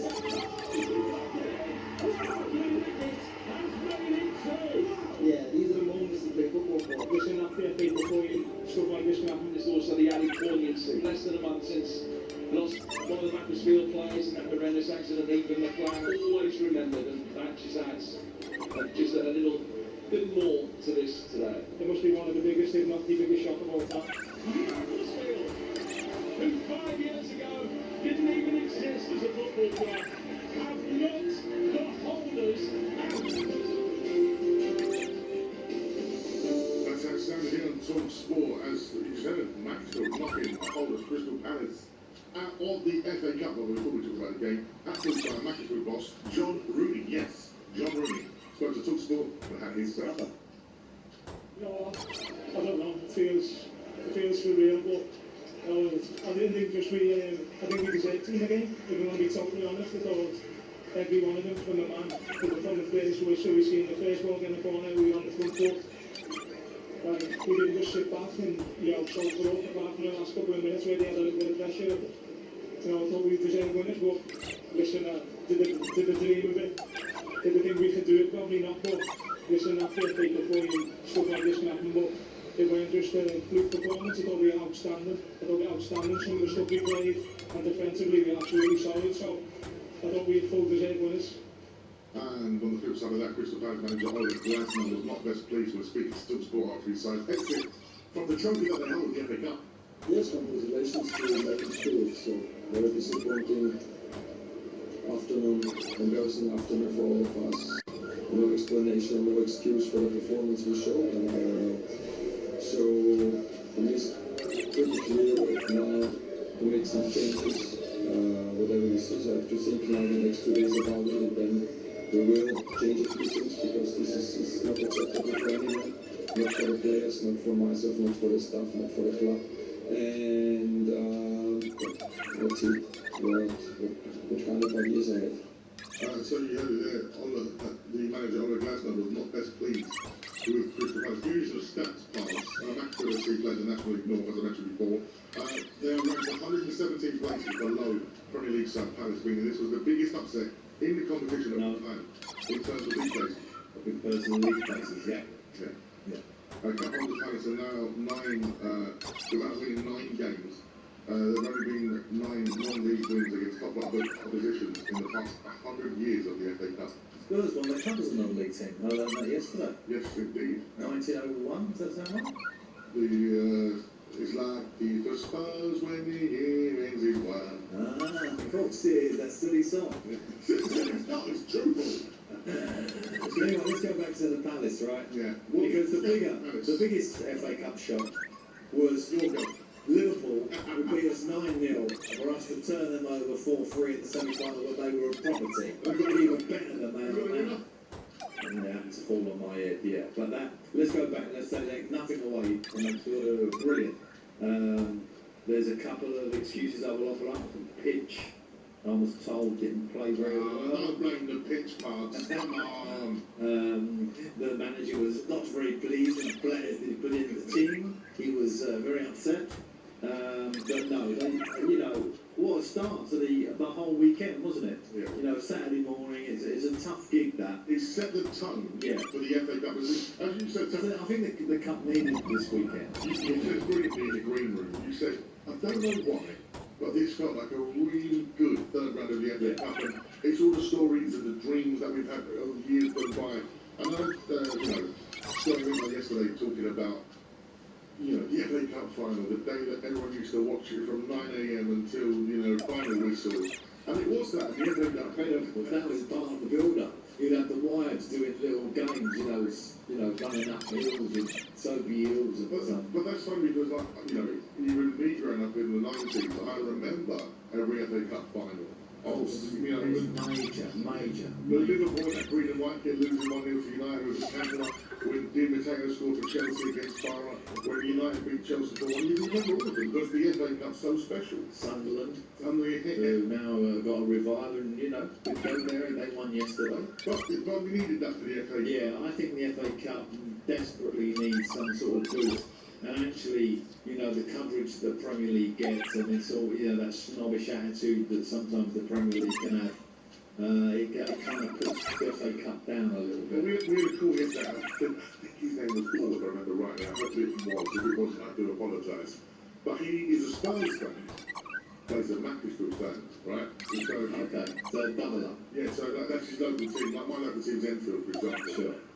And he was so proud, and he's like, he started a Spurs supporters club for Macclesfield. Yeah. That's when he used to go down, the Spurs were a big group. And he was saying about how, he goes, the thing about, teams like Macclesfield, etc., some of the only thing, he goes, I can speak to the captain, I can speak to the chairman, I go over there and say, what's going on? He goes, and that connection to the football club is so spectacular. I'm sure there's non-league clubs and people listening right now, absolutely just loving the buzz of the FA Cup. Well, of course, and when you look at Bromley, for example, who've come out of non-league and now are leading League Two. But you still go down when you still go down there to watch Andy Woodman obviously doing such a terrific job there. But you are connected. The players are up in the bar after. That's it. There's more feel to it than the Premier League, of course, where they're kind of. They're brought in on a bus and taken out on a bus, and you don't get no contact. And likewise with the balls, you just don't get to see any members and get any chance to kind of get your fury or actually praise people. So that's what is great in the league. I love that. The community side of it, you can't imagine how important that is to some people. What did you make of Joseph's comment as well, being furious like the thing? Yeah, I think that there's a part of it is brought on himself, I think, because he's obviously been moaning about the size of the squad for some time, and it was almost like he sort of see it coming. Oh, you know, we haven't got enough, and that's proved to be the case. Part of it might. 13-10, but you would think, unless the calamity happens, Jackson will 30 points on the board here. The question is, can they punch in a touchdown? We'll find out as we head back to the bar. The Chargers and Patriots, Tom McCarthy and Derek Franklin are in Experto, ready to call all the action for you right here on most of these same Westwood One stations. Where they could have afforded to go on, you know, forever just chucking money at it, they needed to make progress quick, which is what they did. And they focused on the key areas and getting it right. And like I say, there was sort of this program that they put in place was basically designed to rattle through the championships as quickly as possible. And that's what he did, and it was not long before he was popping up on the radar and sort of catching the interest. So yeah, it's quite a meteoric rise, really. Meteoric is the right word. At 14, Lando would become the youngest ever world karting champion, beating a record previously. Three, double four to have your say on that result and what direction the club's going in. And yes, we'd love to hear from a Macclesfield fan. I'm throwing it out there to the nation, to the world, because we have listeners all over the world, by the way. Macclesfield fan, caller, 03, all voice note, double two, four. As we've got El Clasico coming through, Inter and Napoli, one of them. Guess who equalised for Napoli? Not that Man United player, it couldn't have been. Scott McTominay. Really? The number 8, and I said, that kid. He looks $1 million for. Yeah. He's a glower. He just keeps growing, that boy, doesn't he? Every time I see him, he looks bigger. But you know what? Imagine, like, for Scott McTominay, who loved Man, he got Carly out of a lot of trouble as well, except in those goals, didn't they? That little period, didn't they? And it was always, I thought the media gave him a really hard time, actually, up there. And I'm talking about online and stuff that he wasn't good enough and he shouldn't be in the team. Yeah. And it put extra. I didn't think he wanted that kind of criticism. Okay, some of his performances were a little bit lackluster, but he's a young boy. He's going to act there. Absolutely. 0371722 or 344 is the number to call. It's Madden Park. Sunday night. I work. Mr. Q, we tell it how it is. When players win, they love Q. Unfortunately, Prima Donna loves polishing his budget with some. But when players lose, they hate Q, like a last-minute VAR controversy. Mr. Q, the casino you love to hate. And you'll love 100 free spins on Big Bass Splash with your first deposit. Play at MrQ.com.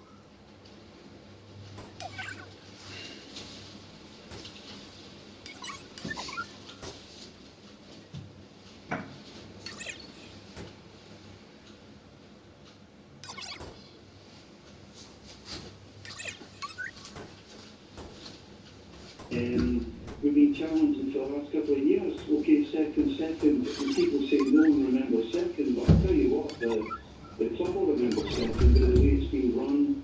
No, and also for you, Derek, as a fan, like the entertainment, going there winning and that winning mentality. I've seen the spring in the step of my Arsenal friends.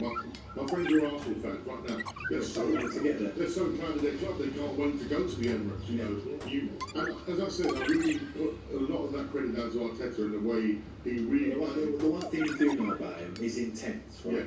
Yeah. But he's starting to channel that in a much better way. I think his teams now are intense, aren't they? Correct. Like today at Portsmouth, that was a real test for them going down there. That is a really tricky place to go, and they really. And let's be honest, he made a few changes. It wasn't like he stuck with the first team. He made a few changes. He was bold, trusted them, and wow, they had the fight in them, and dealt with it. Dealt with the very, very tight game, which they. You know, after about 35 minutes, they had the measure of Portsmouth. Now, let me ask you, right, because of course, as I said, the quad's on, you're flying high in the Champions League, you're top of the Premier League, you've got a semi-final of the Carabao Cup this week, and you're into the fourth round of the FA Cup with ease. What is success for Arsenal this season, Derek?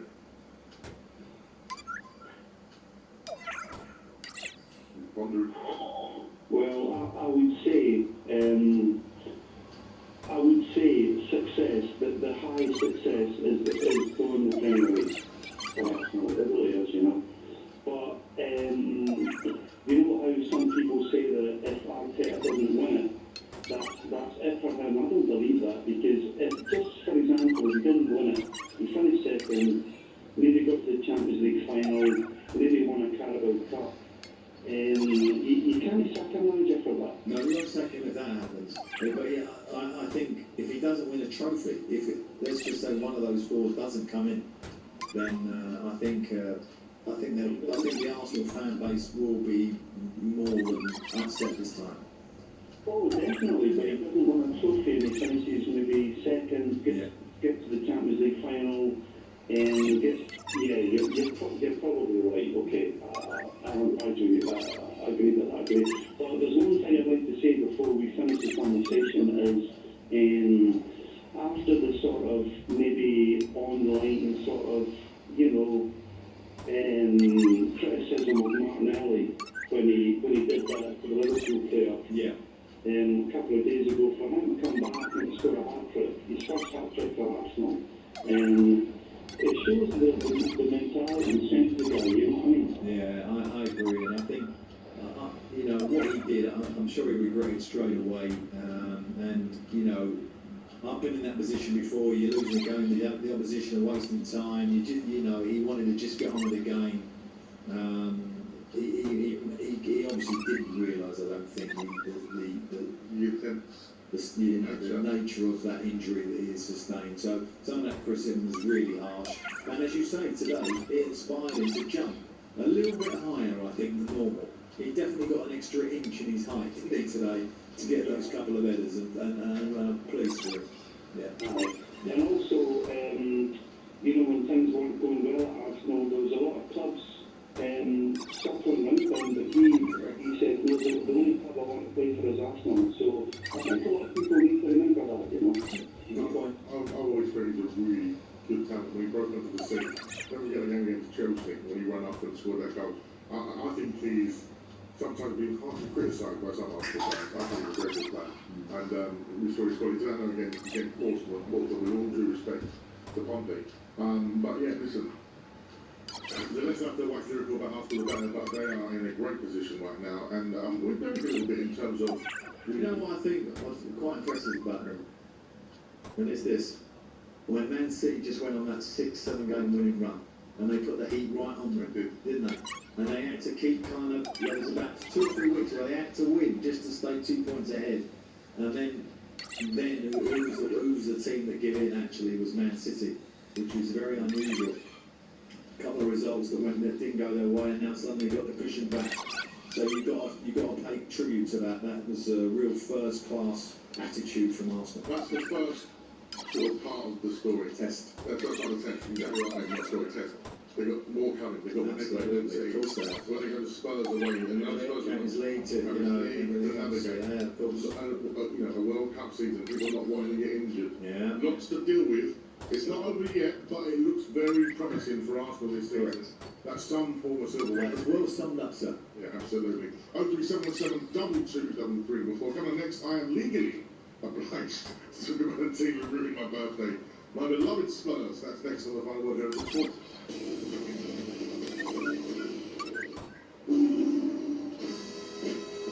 Listen up, football fans. BetMGM brings Vegas entertainment to the biggest games and the biggest names. Because when it comes to betting on football, we're in a league of our own, baby. Offers? Oh, you know we got offers. Like bet £10 and get £40 in free bets.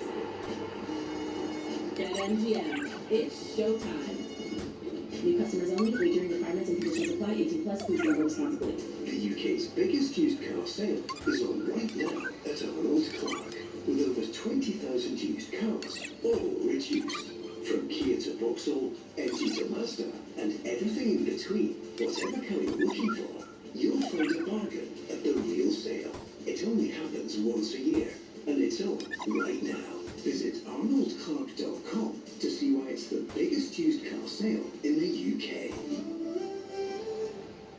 It's one of the biggest sporting spectacles on planet Earth, Super Bowl 60, and you could be there. Enter now at TopSport.com/win with a chance to score a fantastic 4-day trip for two to the city by the bay, San Francisco, including tickets to Super Bowl 60 and $2.5 grand in cold hard cash. It's Hail Marys and money. Enter now at TopSport.com/win and get set for a gift-edged trip to the Golden State you'll never forget. This season, I want to feel it from the start. Want to beat the odds and prove them all wrong. Look them in the eye and say, want to bet?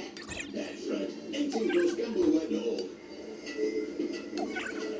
You're really building that business, Josh. That's because you chose to bank with Virgin Money, earning cash back on your supplies, turning expenses into rewards on everything from sandals to skip hire. You came, you soared, you conquered. Open Virgin Money's M account for business now. UK excludes NI, channel items and Ireland 18 plus. Terms and exclusions apply. Cashback rate of 1.25% backed by private account switch service. Virgin Money is a trading name applies to their bank deals. It's a new season. The fans are back, and so is Coral's free reward shaker with bigger football rewards. The half and half scarfers shaking decisively for once. They backed their super boost. Next to that, the prawn sandwich brigade. Oh, they've shaken up a free bet after that free lunch. Play Coral's free reward shaker to win bigger guaranteed daily rewards and offers this season. Coral, we're here for it. 18 plus UK max one reward offer prepared today, 8 AM to 8 PM. Reward restrictions and T's and C's apply. Gambleaware.org. Previously on Wild Jordan. There is nothing this man cannot do. That would be my want, deliberately or accidentally to strike you in the bush. Double daily drama and searing debate. Politics and sport. Fascinating night in football. There's no language, is there? Those that know don't speak, and those that speak don't know. Have a look at yourself. Jim White and Simon Jordan. No harm, no foul. Continues tomorrow morning from 10 on TalkSport. The wrath of a football nation. Final word phony.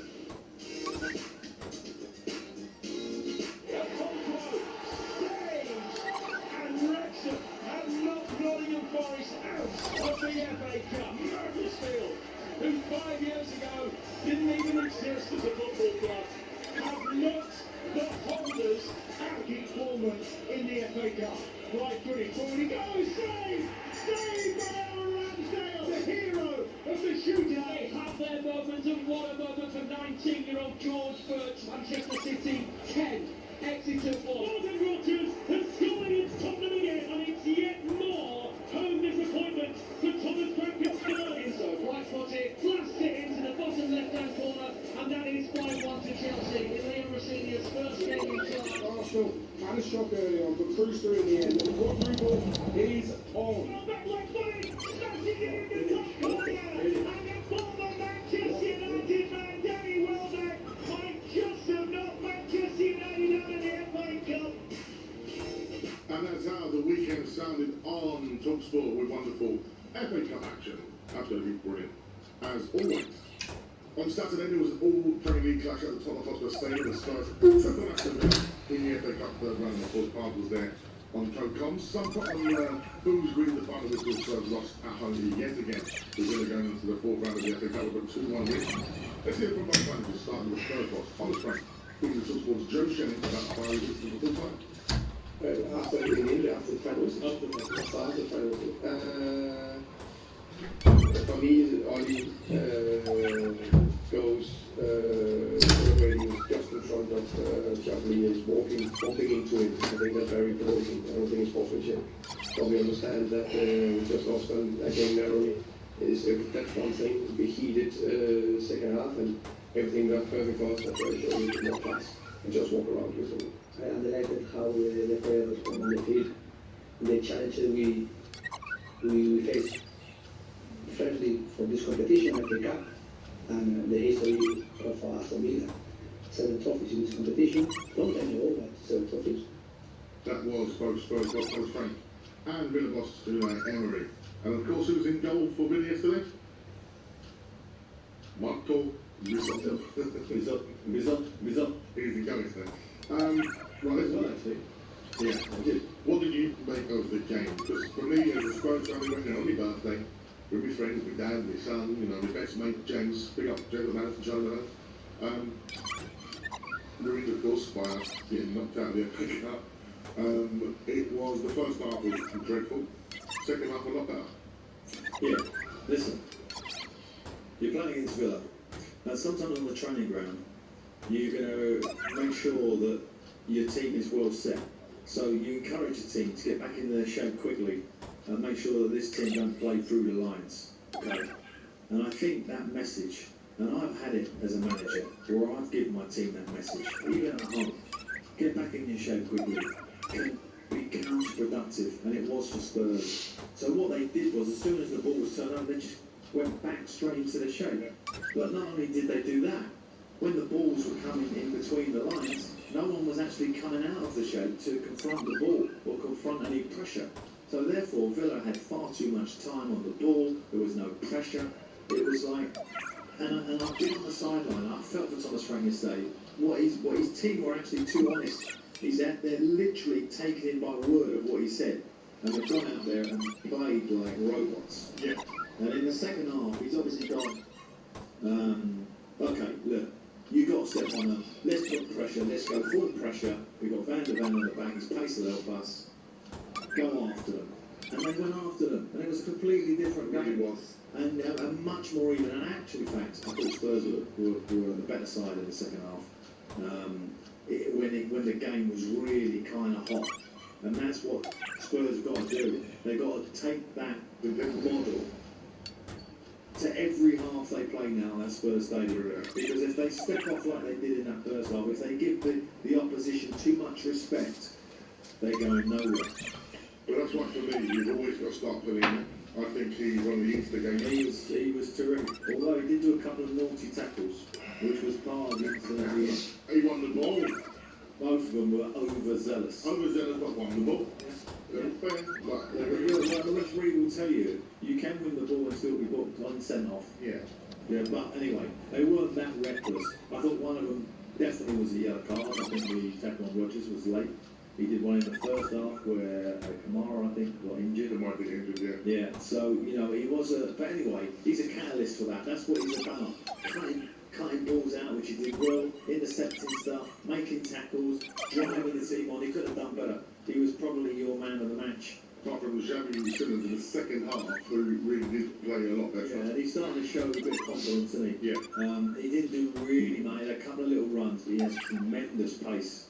And I think if I was Thomas Frank, okay, the defeat is, I really can't stand too many more defeats at home. He knows that as a football manager. But there were some positives in that performance, and he needs to see that as a blueprint.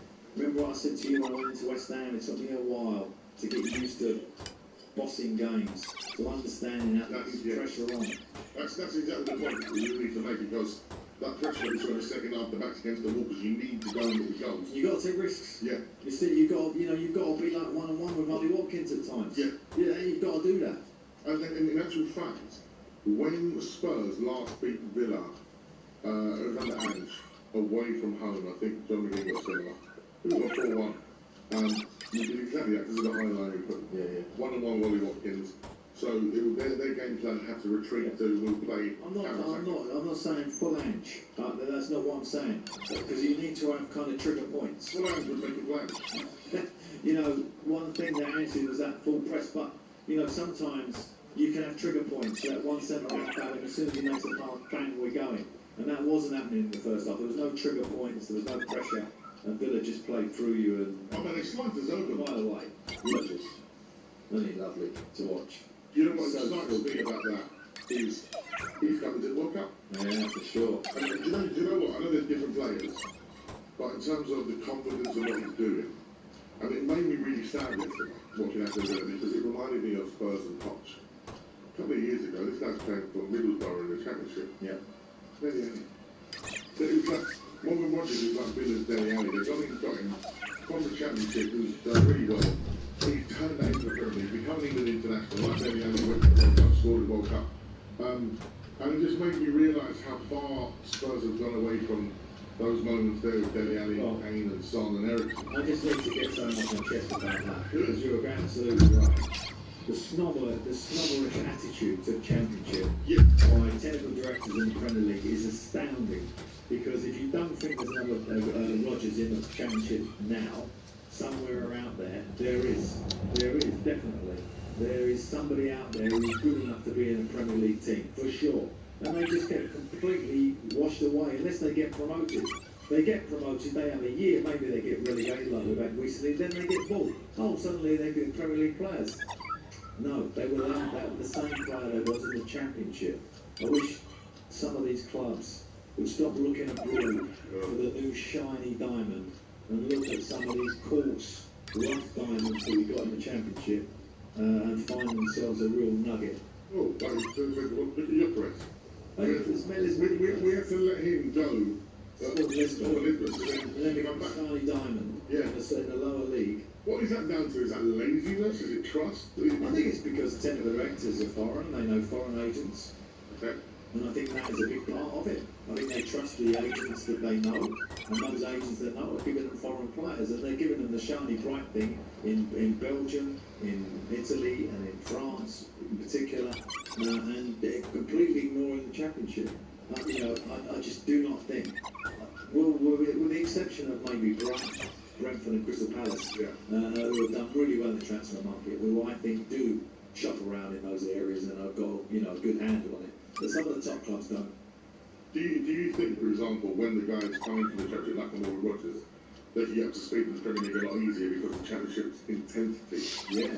Yeah, and you know, when you look at the players who have come in this year, the influx that we've had, actually the successful ones have been out of the Bundesliga really, and also the Championship, the ones who have come up, the Sunderland and the Leeds, etc. So, you know, that intensity is a big part of the Premier League, and where Højlund has struggled, where Sesko continues to struggle, where Deuter is adjusting back to it, because obviously he had it at commentary. That intensity is a big part of success in the Premier League. Some of the foreign players get it straight away. They're brilliant.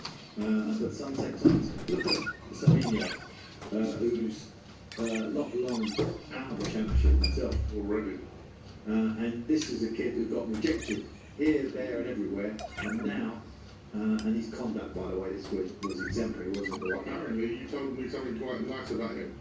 Well, he took a full-page advert in the local paper to say thank you to the fans. And I mean, when you're talking about a citizen, a good citizen, wow, this guy is taking it to another level. He really is a top player.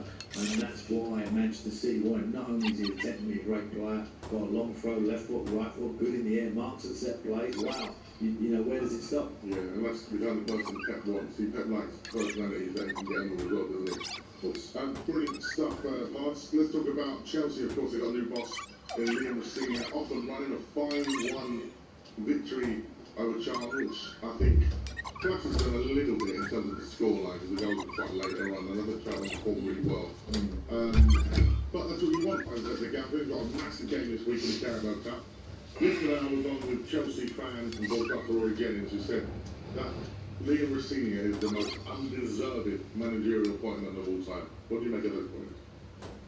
Well, I don't agree with that at all, but what I would say is that he's getting this job without really having the experience, in my mind, to manage a club of that magnitude. And he's going to have to really find his feet really quickly. I mean, to get off to a winning start is great, perfect. He put a lot of the changes in. He didn't stick with the first team, you know, just to get a win. He made the changes that he needed to, and he's under pressure from the ball to play everybody. So he's going to have to rotate it. He's going to have to absorb a lot of that information, but still be his own man. He's obviously his dad is a legend in the game, and he will be guiding him. And I hope that he manages to pull it off. But let me tell you, you know, it is a very, very difficult task that he's got. Yeah, absolutely. We've got a message here with regards to Spurs. Frank has to go. I was going to give him at least 3 transfer windows, but when a man with his intellect and knowledge of football walks out holding the Arsenal Cup when they're on top of the league and we're an absolute joke, he's done it for 1 of 2 reasons. 1, he wants out and quick, or 2, he's extremely big with no longer football rivalry and doesn't deserve to joke with football. Get him out of our already joking with club. I can't even believe it. Yeah, but you can't even read that out, really. I mean, you're not feeling it? No, I'm not. I mean, that's rubbish. You know, the times that, you know, as a manager, you get switched up by people for whatever reason. They think it's funny or whatever. He had no idea that was an Arsenal club. No idea whatsoever. Well, surely that's all those internet stuff that he's had to suffer. Well, who did he say? I might have been Simon Jordan, who said that really shows lack of attention to detail. Well, you could listen. You could argue that, but I would suggest, and I've been in that situation. You just pick the cup up. This is mine, and you're not even looking. You a million things you got to think about in that dressing room. I've really felt sorry for him on that because that was added pressure. He's had the internet, not the internet, sorry, the social media post at the end by his captain. He's had to address that. He's got all sorts of fires. But the thing that really evident yesterday, Madge, in that stadium, with the fan base as well, is that there's a lot of pressure on there. There's so much pressure on those players, and they're doing things that they perhaps shouldn't do. And unfortunately, you know, the manager takes his eye off the ball in terms of not seeing Arsenal on the cup. I mean, does it really come down to that? Then, yeah. Right, check out the latest TalkSport daily podcast where Sam Allen, Scott Insight, Terry Rose debate how to improve the offside law. They delve into Arsene Wenger's proposed daylight offside and discuss how it could reshape the attacking play, defending, and VAR. Listen on the TalkSport app or wherever you get podcasts. And talking of laws of the game, we will talk about VAR next on the final word here on TalkSport.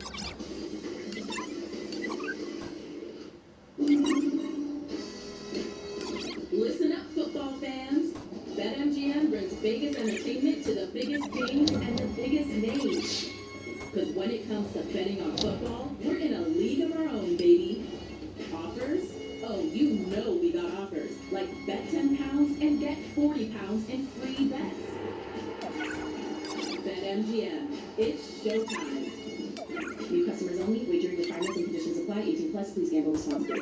Have you ever wondered what it would be like to be inside a bowl of hot soup, floating on a blanket of thick tomatoey goodness, the aromas tickling your nostrils, a crispy little human crouton drifting off, getting lost in the soup?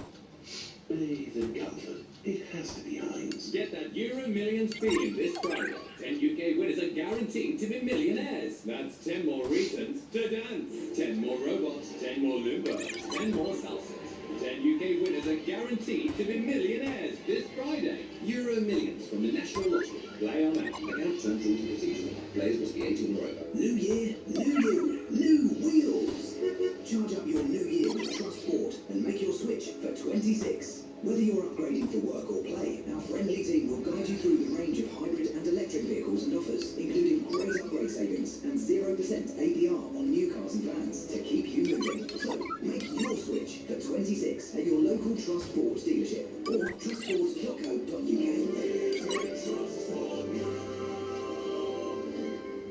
Mr. Q. At Mr. Q, we tell it how it is. When players win, they love Q. The Portuguese prima donna loves polishing touches of himself.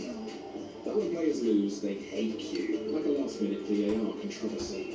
Mr. Q, the casino you love to hate. And you'll love 100 free spins on Big Bass Splash with your first deposit. Play at MrQ.com or on the app. UK 18 plus residents only. Minimum £10 first deposit. 10 interest rate. Free spins must be used with fraudulent transfer depositing. All winnings paid in cash. T's and C's apply. Play safe.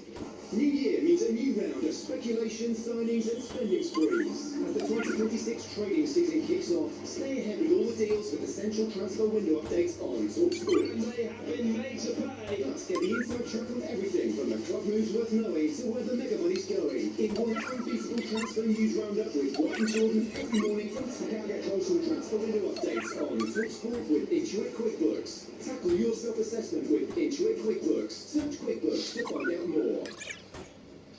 TalkSport Superstar Breakfast tomorrow morning from 6 on TalkSport. Simultaneously breaking the rules. Take me to the boozer. It's proud to see a level of professional as a sound barrier.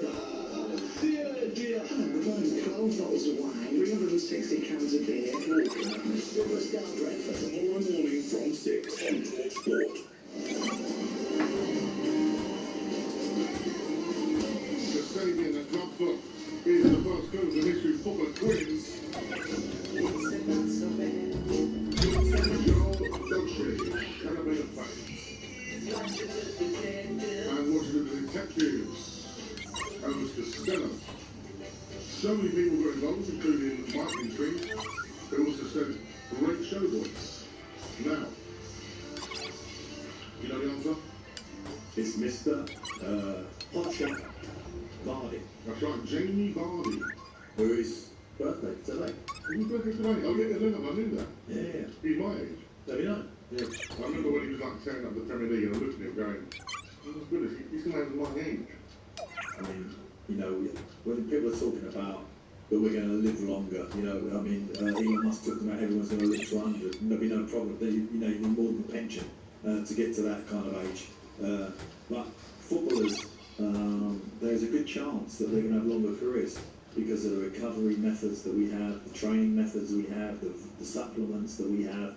And Vardy's maybe, I mean, he doesn't look like he's, I mean, what has he lost, like half a yard? Yeah. If that, he still looks lightning quick, still scoring goals in Serie A. So well done to him. And what can I say? His career, wow, 39, done all what he's done. Premier League winner, etc., etc. FA Cup. Incredible. It's Magic Market on TalkSport. Where did he come from? On League, yeah. Magic Market on TalkSport. Let's talk about VAR. Because it's been a weekend without VAR. And I was at the game on Saturday. I thought we were going to get a call tonight of somebody actually ringing in saying, thank God we didn't have VAR this weekend, and it's been brilliant. I thought we would have had a caller actually, because that's how I feel. It's been good because even the two goals that Spurs were given offside, you could just like, once it was given, you're like, okay, what can you do? Yeah. It's offside, let's move. But you wouldn't sit there for minutes going, let's check his kneecap. Yeah, exactly. It's his second big toe onside. And you know when the referee was going, bang, it's a goal, and pointing to the halfway line, it's a goal. Correct. It's not like, oh, we got to wait and have that 3-4 minute delay because, you know, he blew his nose at the wrong time. Yeah, it's just... is there any way to go back to have another VAR? No, I'm not so sure about that. I think it comes in, doesn't it? I'm not sure it's the next round or the round after. But certainly, they've obviously done it because some of the smaller clubs, they just can't cover them all. But, you know, we've all got issues with VAR. It would be interesting to see how the World Cup it plays out.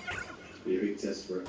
But like you said, I think the enjoyment of like a goal going and you going, it's a goal. There's no VAR.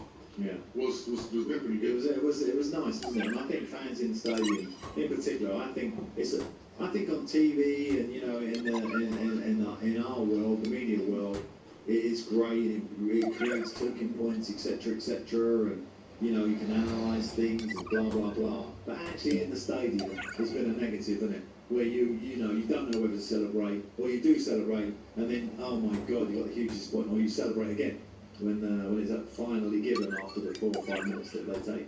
And then you play the number 4 or 5 minutes at the end of the game. Yeah, there's that 200 minutes. Yeah. You'd be very frustrated to use the money for them, wouldn't you? Definitely. Paz, a couple minutes before we go over to Danny Kelly and Chad Express, anything else you want to talk about from the weekend? No, not really. I just think it's been a great advertisement for the structure, because sometimes I think that gets underplayed. What a great structure we've got in this country. No other country has got this many leagues. No other country would have a Macclesfield turning over Crystal Palace. That just doesn't happen in another country. So we'll be thankful for that.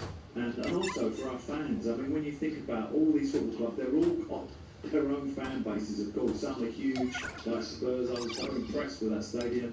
And of course, 62,000 in there. Well, that was good to see. Yeah. And all these stadiums that were full up, Maxwell, full up. Brilliant. It is the reason why we love the FA Cup, and the reason why a big game, and of course, one of the sad things is now you don't get the replay, so you can't go back to the big club house and stuff. But a couple of things, some people give their gate receipts to the lower teams this weekend and stuff like that. There were some nice gestures, I believe. Yeah, well, usually there is, my experience normally was that, you know, we would get, sometimes you'd get the TV money or a bigger share of the TV money. You know, the host club, the Premier League club or Championship club would give you a few extras. Yeah. And that's always nice. And not only that, sometimes you get a nice link to a team. You know, you might do a transfer to that particular team as a young player, or you might get a player on loan. So all those connections are made this weekend. It's been a brilliant weekend, and well done to our colleagues here on TalkSport for fantastic coverage, and we will have you covered, including the FA Cup fourth round draw. And of course, this weekend, we got this week, sorry, we got both the EFL Cup semi-finals. Who do you fancy, by the way? Who are you going for? Let's have a prediction. I think Chelsea. Chelsea will be Arsenal. Yeah, he'll make a few changes, I think, Arsenal. Yeah. And I think Liam will go monster strong in terms of his selection. So that's possible. And Newcastle, Manchester City. Manchester City. I know you're going to go make by nearly another goal for Hoyland. I'm going to go Newcastle. I think that will make a few changes, and Eddie's going to try and win that. Well, don't forget that. Again. Don't forget that on Tuesday night, Newcastle take on Man City in the Carabao Cup semi-final Thursday leg. Presented by Adrian Dunn, commentary on Jim Pratt, former English striker. Dean Ashton, and then on Wednesday. What team that is, by the way? Chelsea and Arsenal. The Carabao Cup semi-final presented by Adrian Dunn, commentary from Sam Matterface and former English midfielder Danny Murphy. That's good. The TalkSport breakfast returns on Monday. We're just then joined by Super Oliver Bush. To look back at a huge weekend of FA Cup action, and they'll speak the motorsport legend, 1996 Formula 1 world champion Damon Hill. Really? What an edge. I love Damon Hill. And his father, Brown Hill. That was my time watching Damon Hill Schumacher fight. Get out of the car, remember? Well, let me tell you that we haven't had many world championships, but world champions. We do now, Lando Norris, and we have two there too. Listen, if you need music, you know, I can just swipe across on the TalkSport app. So our good You friend haven't promoted anything yet, by the way, of yourself. We've got no records out. What's going on? There's always something out. If you want to help me out, head over to my YouTube channel. Yes, let's do that. Majestic Online on YouTube. I've got a YouTube channel, so it's Majestic Online on all my socials, by the way. And the final one returns next Sunday. But next up, it's one of the best shows on radio, especially tonight after we're currently watching Barcelona and Real Madrid in El Clasico, and Inter Milan against Napoli in Serie A. It is the Trans-Europe Express with Danny Kelly. That's all to come next month. From me, Magic in Barnes. It's a very good night. Hosby and Jacobs on your side tomorrow afternoon from 1 on TalkSport with Tool Station, delivering cutting-edge comments, a catalogue of riveting guests, and drilled-down dialogue to power up your lunchtime. Plus, breaking news, views, and loads of laughs. Don't miss the nation's favourite sporting lunch with the legendary Hosby and Jacobs. Tomorrow afternoon from 1 on TalkSport with Tool Station. Next stop, Tool Station. What makes a good bet? At Virgin Bet, we think it's a simple bet, a responsible bet, a last-minute winner when you're down to 10 men kind of bet, with generous offers, a bet that puts sport first. Sound like your kind of bet? Then you're ready to get started. Sign up and new members get £30 in free sports bets when you bet £10. Virgin Bet, a good bet. £10 sports bet settled in first 14 days. 1.5 minimum odds. Free bets valid 7 days. T's and C's and deposit exclusions apply. Bet responsibly. 18 plus. Gambleaware.org. Right, that's it. Come on, lights out. You've got a test tomorrow. Just 2 minutes. I'm about to reach the next level. It's going off Listen. Oh, here it is. What? How? Oh, no. You're out. Better luck next time. Mom! It's game over for late nights on school nights. EE Wi-Fi controls help you get them off the Wi-Fi and into bed. More parents are choosing EE Broadband, the UK's fastest growing broadband provider. To verify, see ee.co.uk/claims. Mr. Gorbachev, tear down this wall.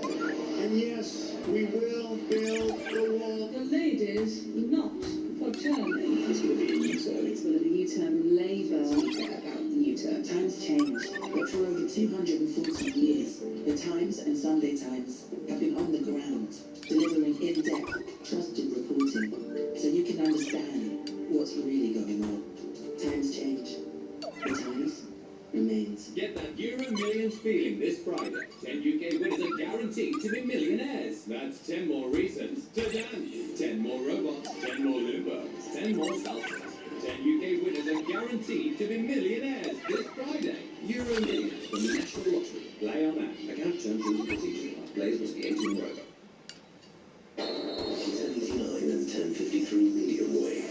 Online, on your mobile, and on your smart speaker. Talk Sport. Talk Sport.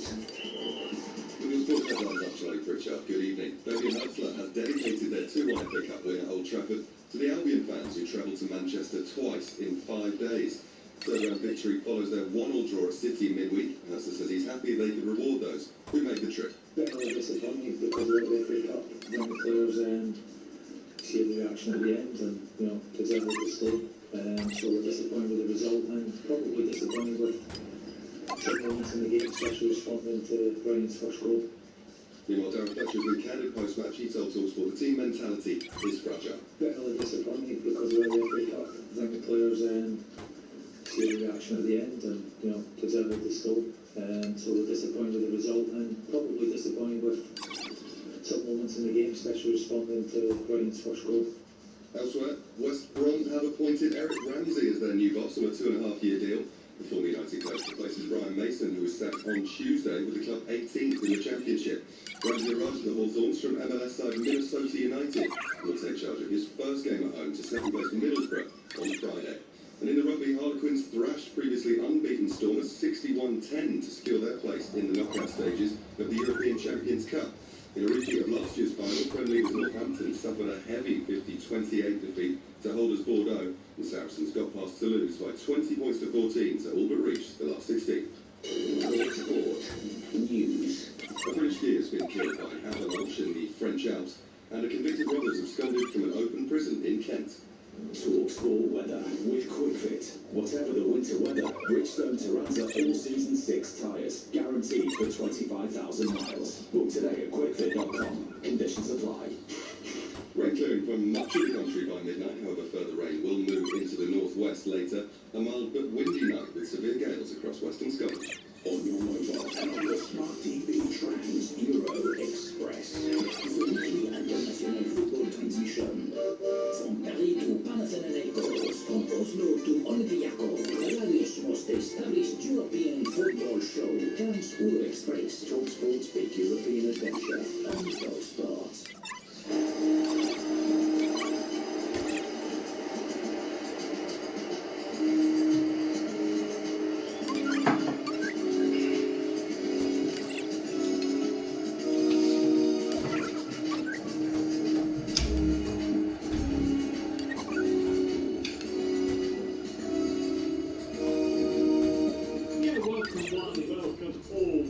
Sunday night's edition of Trans Europe Express, your weekly dose, I suppose I'd put it, of European football and football from beyond. Of course, we'll talk about South America and Africa as well as the AFCON reaches its semi-final stages.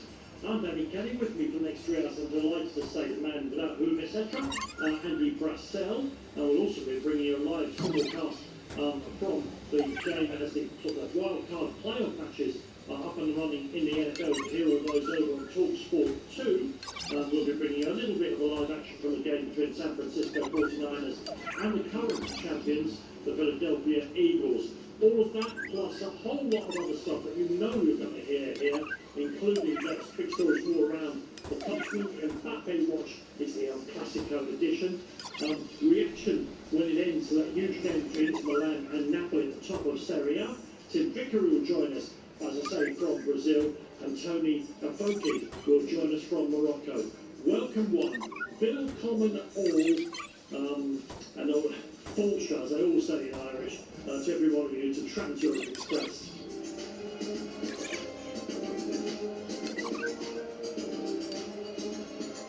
Hey Eddie, how are you? Hello Danny, I'm well, yourself? Very, very good. And just watching it again, remember I told you during the warm-up that yesterday evening we had the first 3 of the playoff games in the NFL, and between the 3 high-scoring games, the total number of points from the teams was 9, because parity is kicking in and all teams are equally good. The NFL's having there's a minute to go in the game in Jacksonville, and there's 3 points in that as well. Yeah, I know, it's been fantastic. Let's start though with another game of importance played overseas. We've had, has the game, I should do this properly. It's time now for what I'm going to say next, but this.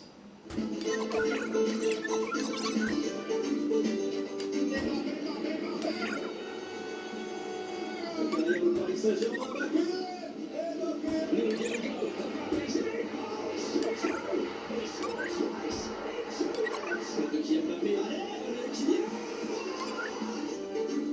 Yeah, the best laid plans of mice, men and broadcasters. We put it back and watch first here because we blithely assumed that the Spanish Super Cup final in Saudi Arabia would be over between Barcelona and Real Madrid, a Clasico.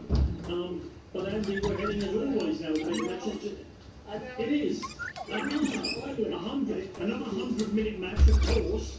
It ended in incredibly dramatic fashion. Barcelona 3, Real Madrid 2, so the 5th time that Barcelona beat Real Madrid in the last 6 editions of El Clasico, the exception being the one in La Liga earlier this season at the Bernabeu. So Barcelona is celebrating on the pitch, and well they might, because they had a bit of a squeaky bum ending there, it's fair to say. Firstly, in the 90th minute, we had Frankie de Jong sent off a really horrible foul on Kylian Mbappe, who wasn't fit enough to start, but came off the bench with about 15 minutes to go.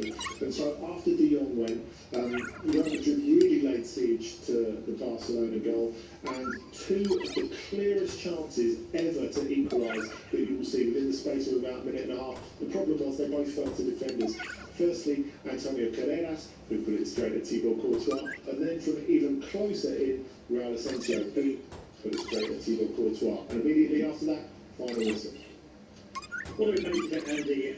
Confirmation, if we need it, that despite being a slightly flawed team, as I keep saying, then of course I will be eating a massive portion of humble pie with a side salad of crow when Barcelona win the Champions League. Despite their to me, evident deficiencies, Barcelona really have got the hoodoo over Real Madrid these days. Yeah, well, like we said, 5 and 6 in this fixture. And really, that's how Barcelona sort of grappled themselves back to relevance. You know, when it looked like Real Madrid were on the cusp of the dynasty, Barcelona handed out a couple of, at the time, kind of meaningless thrashings to Real Madrid. Of course, it's never really meaningless in El Clasico, but in terms of turning the trophy tide, it wasn't doing anything. Really, that's how they built their confidence to get themselves into the place they are now. Now, of course, various things have had to go wrong for Real Madrid as well. But I suspect Real Madrid will have a similar feeling from this game that they had from the Copa del Rey final, also 3-2 to Barcelona, that after extra time, that they had last year under Carlo Ancelotti, because Real Madrid couldn't really have played any better in that. And whereas they might have been a little bit second best in this, I don't think there was an enormous gap. They created plenty in this. We had a really good Vinicius. Vinicius scored his first goal in 16 games. What a goal! If you're going to become an occasional goal scorer, make sure they're memorable, yeah? Yeah, I think it's fair to say. So if we go back and briefly do the tail of the tape, Rafinha missed a sitter and then scored a brilliant opener. equaliser, 2 minutes into first half stoppage time for Vinicius. Then Robert Lewandowski went up the other end and put them straight back in front, and there was still time for Gonzalo Garcia to equalise before half-time, which all gave way to another Rafinha goal, a rather more scruffy one. He was slipping over as he hit it. It took a big deflection off Raul Asensio to go in to decide the match in the second half. And yeah, maybe Barcelona just squeaked it, but I thought that if we feel that there's generally a big gap between Barcelona and Real Madrid at the moment, it didn't show in this game. And I think, you know, people talked before this Super Cup, because of course there was the semi-finals during the week, where Barcelona absolutely blitzed Athletic 5-0, again inspired by Rafinha. He got a couple in that as well. And then a rather more skinny 2-1 win for Real Madrid against Atletico in the other semi-final. I think if we thought there was a massive gap between those two, it didn't feel evident tonight.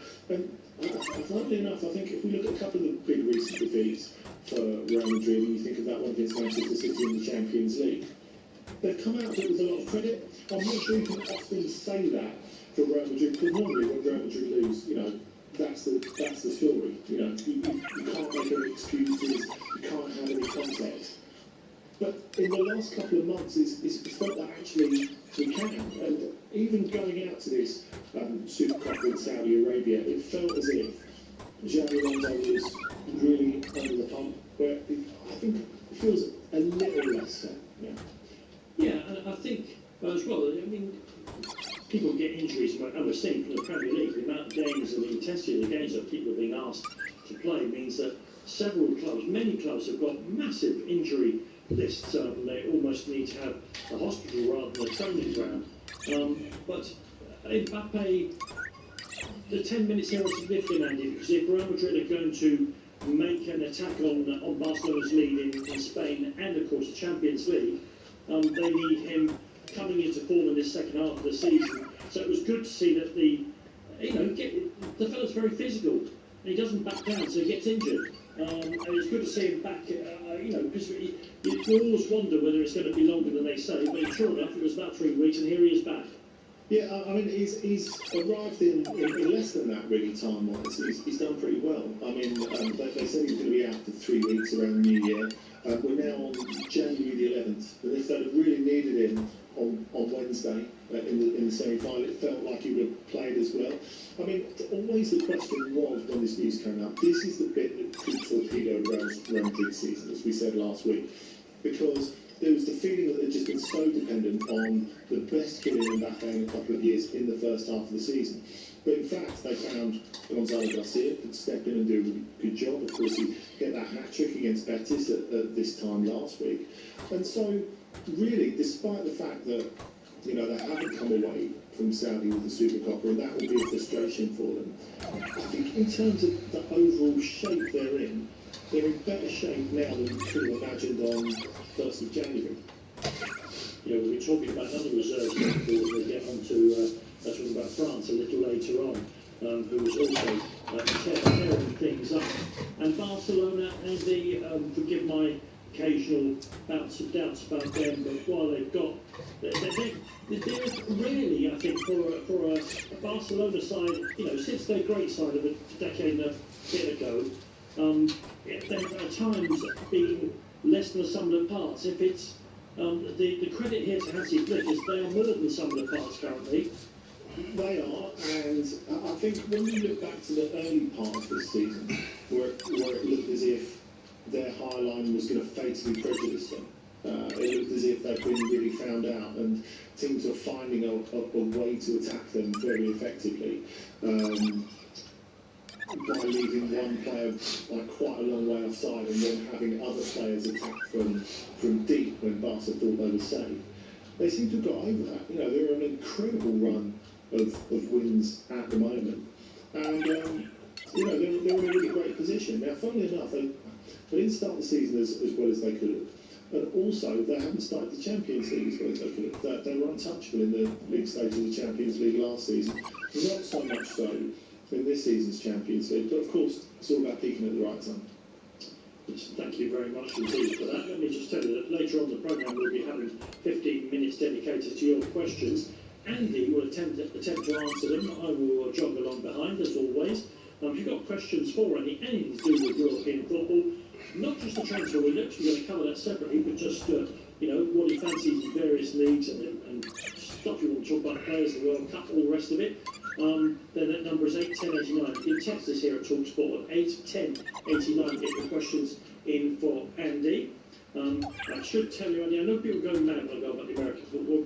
We're into the guts of it here, and of course it's massive coverage of it over on TalkSport 2 as we speak. That game has ended, Andy, with a score. The Buffalo Bills have beaten the Jaguars by 27 points to 24. Earlier today, in the previous game today, the Packers lost to the Bears by 27-31. So big scores in these games, and now the 5 games so far in the playoffs, the margin between the winning and losing teams, 16 points. This is an incredibly equal season. That's why I can't pick a winner. When I was asked to do so by the NFL for one of their websites, because I know a little bit about it, I said in years when you can't find the winner, go for the best defence, and therefore gone for the Houston Texans. I'm going to look at full when they get turned over tomorrow night. Listen, thank you all for listening to us for the first 15 minutes. Following Mbappe watch, we'll be turning our attention to everything that's been going on in Germany, where, this is an oddity for you, Bayern Munich ran up a cricket score. Lazy old Harry Kane only managed one. That's next here on Trans-Europe Express.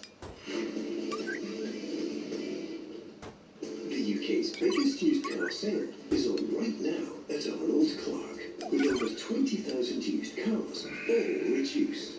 From Kia to Vauxhall, MG to Mazda, and everything in between. Whatever car you're looking for, you'll find a bargain at the real sale.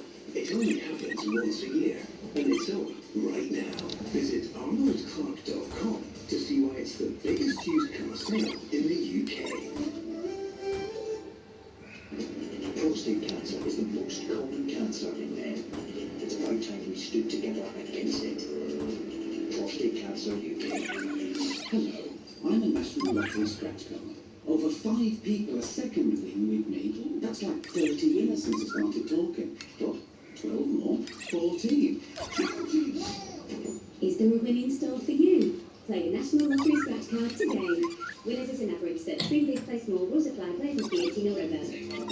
Bow before chicken, then bow again. The KFC double deal.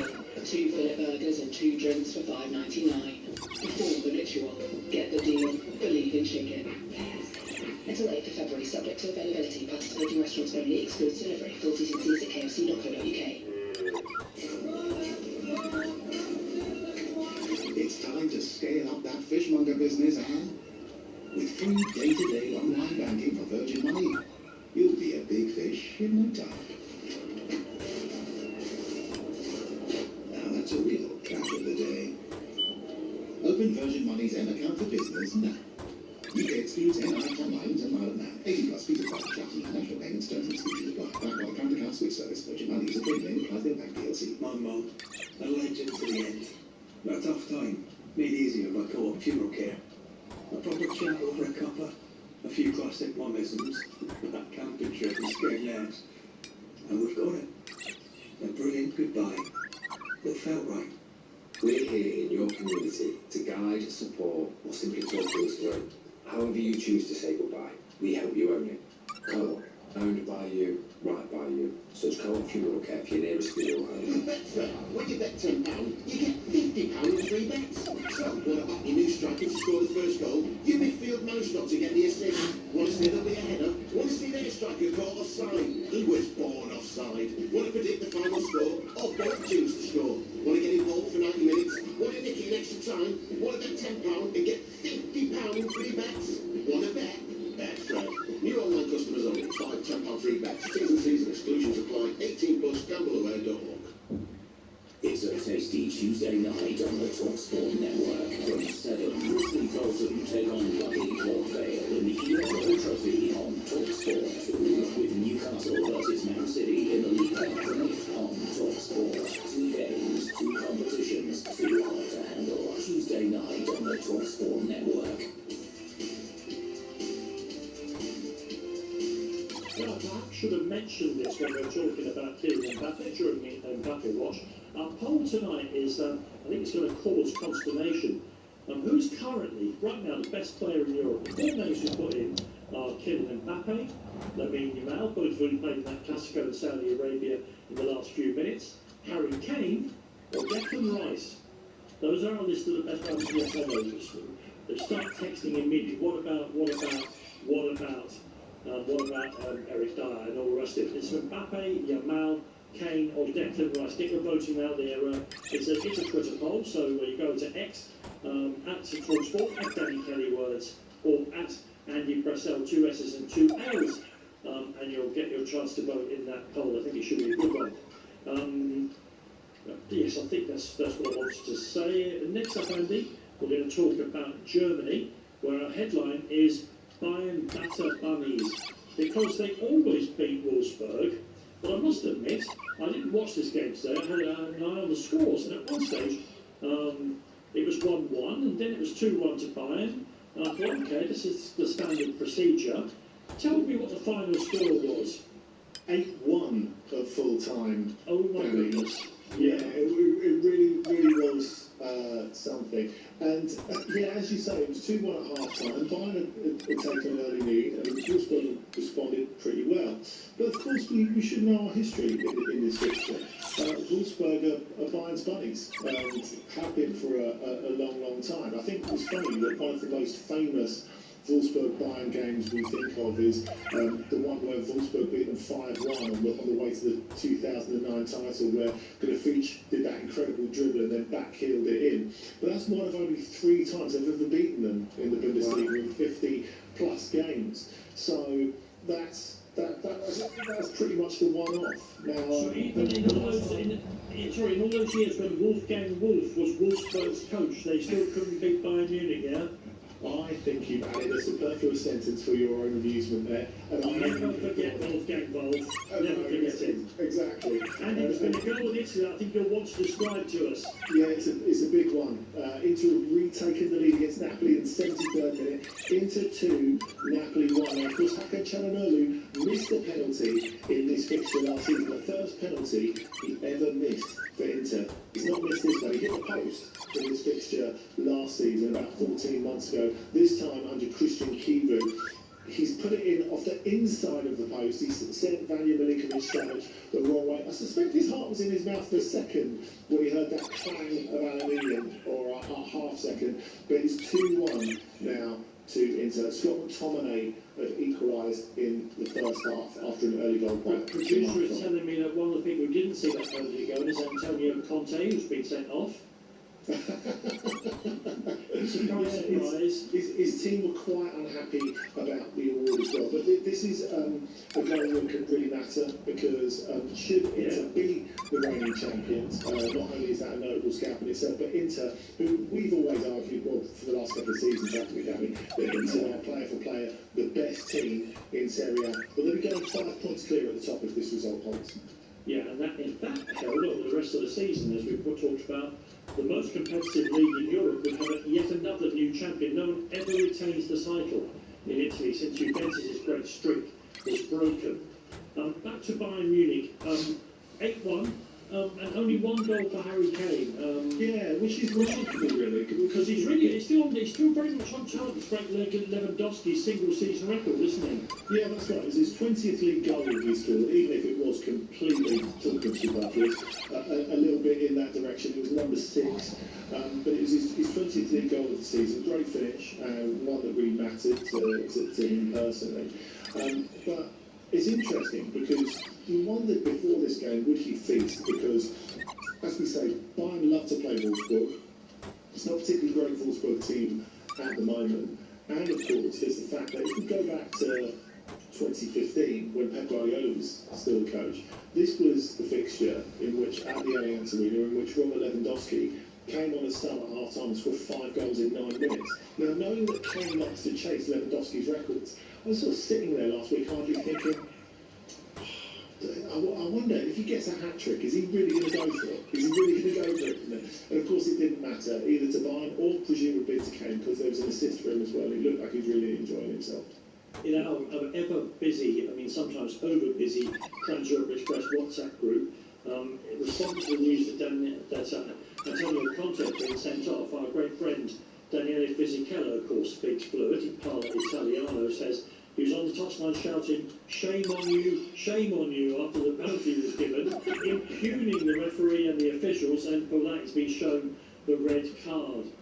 And I want to talk about Stuttgart because they're not a name that comes up very often in our coverage of the Bundesliga, but the result this weekend shows, and the position they're attaining in the Bundesliga, shows that perhaps we are guilty of underrating them. Yeah, that's right, Danny. And bear in mind that they are like the best coach team in the Bundesliga. I don't have any doubt about that. Sebastian Hoeneß, of course, nephew of Uli, son of Dieter. With obvious long-term consequences. Well, possibly. He's terrific. He has turned Stuttgart from strugglers into consistent Bayern botherers at the top of the table on a fractional budget. And when you look at a team that goes from nothing to second, like they went from relegation playoff to second and therefore to the Champions League, they also won the cup under him. You normally think, well, they'll sort out the defence and they'll just play on the break, but they never did. They took 65% of the possession in all these games, and they played like swaggering bosses. And I really like that about Hoeneß in his Stuttgart team. Now, again, they lost some big players in the summer, of course, notably Nick Voltemade, who definitely wasn't going until the minute that he went. And they weren't really able to replace him. Soon after that, Dennis Undav, who was the replacement within the squad, he tore a hamstring. And yet here they are, after going to Leverkusen and winning 4-1 there yesterday, they were 4-0 up at half-time. They are in 5th place still, but they're equal on points with Leverkusen, and of course they've closed up the goal difference on them. Leverkusen still have a better goal difference, but not by nearly as much now after that big old thrashing. And it's interesting because there are 7 players who are German internationals in the 11 that started for Stuttgart yesterday. And what a moment to show out with Rudi Völler, who of course was connected with Bayer Leverkusen for ages, lives just up the road, is now the technical director of the DFB. What a great afternoon to state your case, and none more so than Jamie Leveling. Well, tell us about Leveling, because he's a young German player. He's a winger, I think, is he? You can tell me about it because because the Premier League, with their almost bottomless resources, are starting to fling some of those resources in his direction.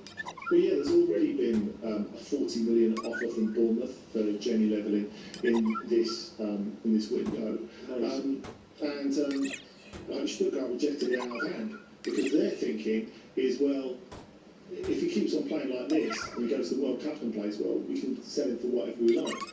And bear in mind that they held on to the balloon for longer than a lot of people thought wise for Nick Voltemade. Bear in mind, it took real guts to turn down a 50 million offer from Bayern for Voltemade, where they got him for nothing the previous summer. But they thought, hang on, they can do better than this, or someone can do better than this. And they ended up selling Voltemade for, 80 million euros. So, obviously that's been reported as slightly higher in the German media as it has in the English media at the time. But nevertheless, they made a humongous profit. They feel they can do the same with Leveling, and of course him hoping to get in the German World Cup squad and feeling that he can get a massive move if he holds on a little longer and he has a pick of some more clubs in the summer. He won't be banging on the manager's door to leave either. I only gasped when you said about the 40 million. We know that Bournemouth are well back these days, but I remember in the 1990s I was down the south coast doing some story for Music Press, and Bournemouth were playing that evening. I thought, why not Middletown? And I can't remember what it was now, but it was a nighttime game at Dean Court. And I suppose I was in a crowd of less than 4,000, felt like 3,000, and now they're bidding £40 million for footballers. I know the world changes all the time, but sometimes it does take your breath away how the Premier League has transformed English football. And of course, for better or worse, overseas ownership of the clubs in the Premier League has transformed the landscape. The other game I want to talk about, Andy, is what looks like a very exciting game, not one for the coaches, but one for the fans. Frankfurt 3, Dortmund 3, which is a Friday night game. Some of you may have seen it now that those Friday night games are widely available in the UK. And again, game, I suppose, and you told it both sides showed both their excellence and the reasons why they're not top of the table. That's exactly it, Danny. Neither of them will quite get to where they want to go, although they'll entertain us plenty in the meantime this season, I think. Now, Eintracht Frankfurt, we know they can score goals. We also know their defence is epically bad. This is a game that Dortmund should have won, which is exactly their problem. They led twice, and then having conceded an equaliser, they went behind in the second minute of stoppage time. We thought they're in big trouble here. And speaking of big trouble, Inter's defence is in big trouble. It's a second for Scott McTominay, 81 minutes, an equaliser for Napoli. And if we're talking about really enjoying the title race, as we always do in Serie A, a draw would be good for us, wouldn't it? Yes, I mean, we can't lose, Andy. If Inter go top 5 points clear, we can say we told you Inter were the best team, as we have done many times.